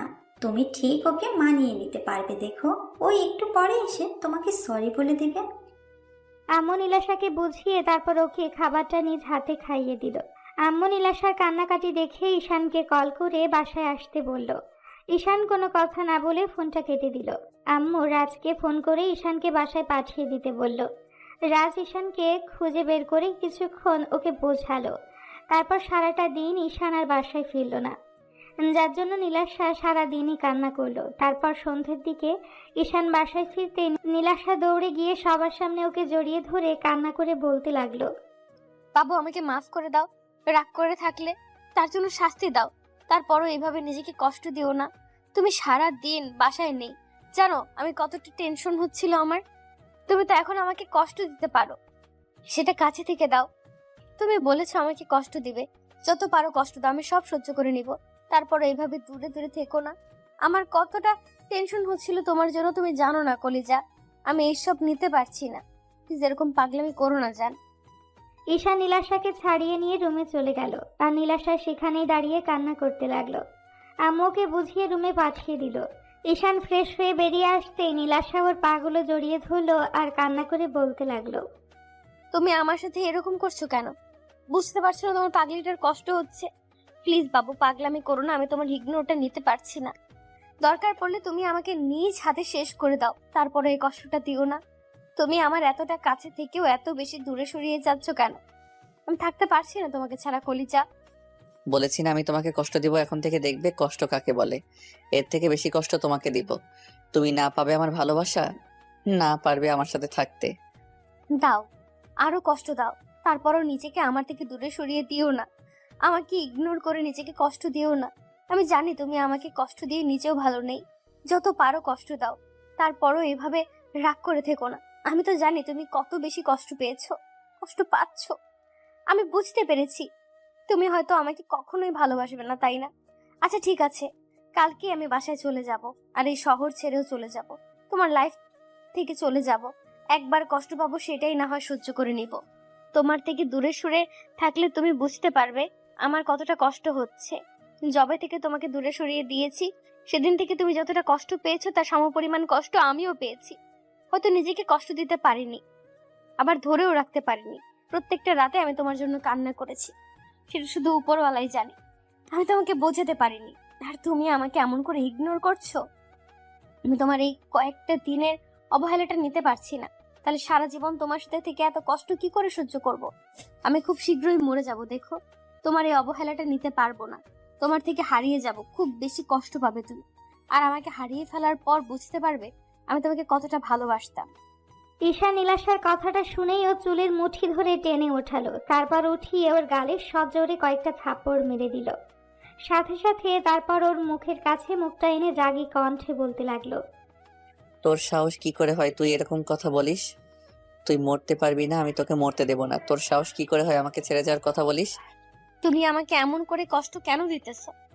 তাহলে যখন ছেড়ে যেতেও দিবে না আর মনেও নিবে না, তাহলে থেকে এত কষ্ট কেন দিতেছ? নীলাশা কথাগুলো বলেই কান্না করতে লাগলো, আর ঈশান ওর চুলগুলো সেভাবেই ধরে রাখলো। নীলাশা ফুপিয়ে ফুপিয়ে উঠছে, ব্যথায় নীলাশার চোখ মুখ কুঁচকে রেখেছে। ঈশান ওর কষ্টটা সহ্য করতে পারল না, যে মেয়েটাকে কিনা এত ভালোবাসে সেই মেয়েটাকে এভাবে কষ্ট দিচ্ছে। ঈশান নীলাশার কান্নাটা থামানোর জন্য ওর ঠোঁটজোড়া ঠোঁট দিয়ে বন্ধ করে দিল। 5 মিনিট ঈশান একাই রেসপন্স দিল। নীলাশার থেকে কোনো রেসপন্স না পেয়ে ছেড়ে দিতে গেলে তখন নীলাশা ওর সাথে রেসপন্স দিতে লাগলো। এবার নীলাশা ঈশানের চুলগুলো আঁকড়ে ধরে পাগলের মতো কিস করতে আরম্ভ করলো। কিছুক্ষণ পর ঈশান ঠোঁটজোড়া ছেড়ে দিলে নীলাশা ভাবলো ঈশান ওকে দূরে সরিয়ে দিবে, তাই ফুঁপিয়ে উঠল। তারপর বুকের ওপর থেকে শাড়ির আঁচলটা ফেলে দিয়ে ঈশানকে বুকের সাথে শক্ত করে চেপে ধরল আর চোখ জোড়া বন্ধ করে রাখলো। ঈশানের স্পর্শে নীলাশার নিঃশ্বাসটা ভারী হয়ে যাচ্ছে। নীলাশা এখনো ফুঁপিয়ে উঠছে। ঈশান আর দেরি না করে ওকে কোলে উঠিয়ে নিল। নীলাশা ঈশানের বুকে মুখ গুজে দিল আর ওকে খুব শক্ত করে জড়িয়ে ধরে বলল, কাছে রেখে যত পারো কষ্ট দাও, তারপরও এমন করে স্পর্শ দিয়ে দূরে সরিয়ে দিও না। তোমার স্পর্শগুলো পেলে আমি ঠিক থাকতে পারি না নিজেকে, তারপরও এরকম করে কষ্ট দিও না প্লিজ। না পাগলি, আর কষ্ট দিব না। তোমাকে কষ্ট দিয়ে আমি নিজেই কষ্ট পাই। আমি তো তোমাকে এইটুকু বোঝাতে চাইছিলাম তোমাকে কত বেশি ভালোবাসি, কিন্তু যখন তুমি কান্না করো না, ওই কান্নাটা আমি সহ্য করতে পারি না। প্লিজ তুমি আমাকে মাফ করে দাও পাগলি। নীলাশা আরো জোরে সোরে কান্না করে দিল। ঈশান ওকে নিয়ে বেডে চলে গেল। তারপর ওকে বেডে শুয়ে দিয়ে ওর সারা মুখে কিস দিতে লাগলো। নীলাশা বারবার ঈশানকে শক্ত করে নিজের সাথে চেপে ধরছিল। তখন ঈশান বলতে লাগলো, 1 মিনিট দাঁড়াও। নীলাশা হতবাক হয়ে গেল। তারপর ঈশান ওকে ছেড়ে দিতেই নীলাশার রাগী চোখে তাকিয়ে বলতে আরম্ভ করলো, আমার সাথে মস্কারি? আরে বাবা দেখো ওরা কেমন করে তাকিয়ে আছে। ওরা যদি এমন করে তাকিয়ে থাকে, ওদের সামনে আদর দিলে কি তোমার লজ্জা লাগবে না, নাকি তোমার ভালো লাগবে বলো জান? নীলাশা লজ্জা পেয়ে ঈশানের বুকে মুখ লুকিয়ে ফেলল। ঈশান ওকে শক্ত করে জড়িয়ে ধরতে নীলাশা বলতে লাগলো, দেখেছো, একটুও মনে ছিল না। ওদের চলে যেতে বলো না বাবু। এই যে ভাইয়েরা অনেকক্ষণ কান্নাকাটি দেখেছেন, এখন রোমান্সটা আমাদের মধ্যেই থাক। ওইগুলো পরে একদিন অন্য কোথাও থেকে দেখে নিয়েন।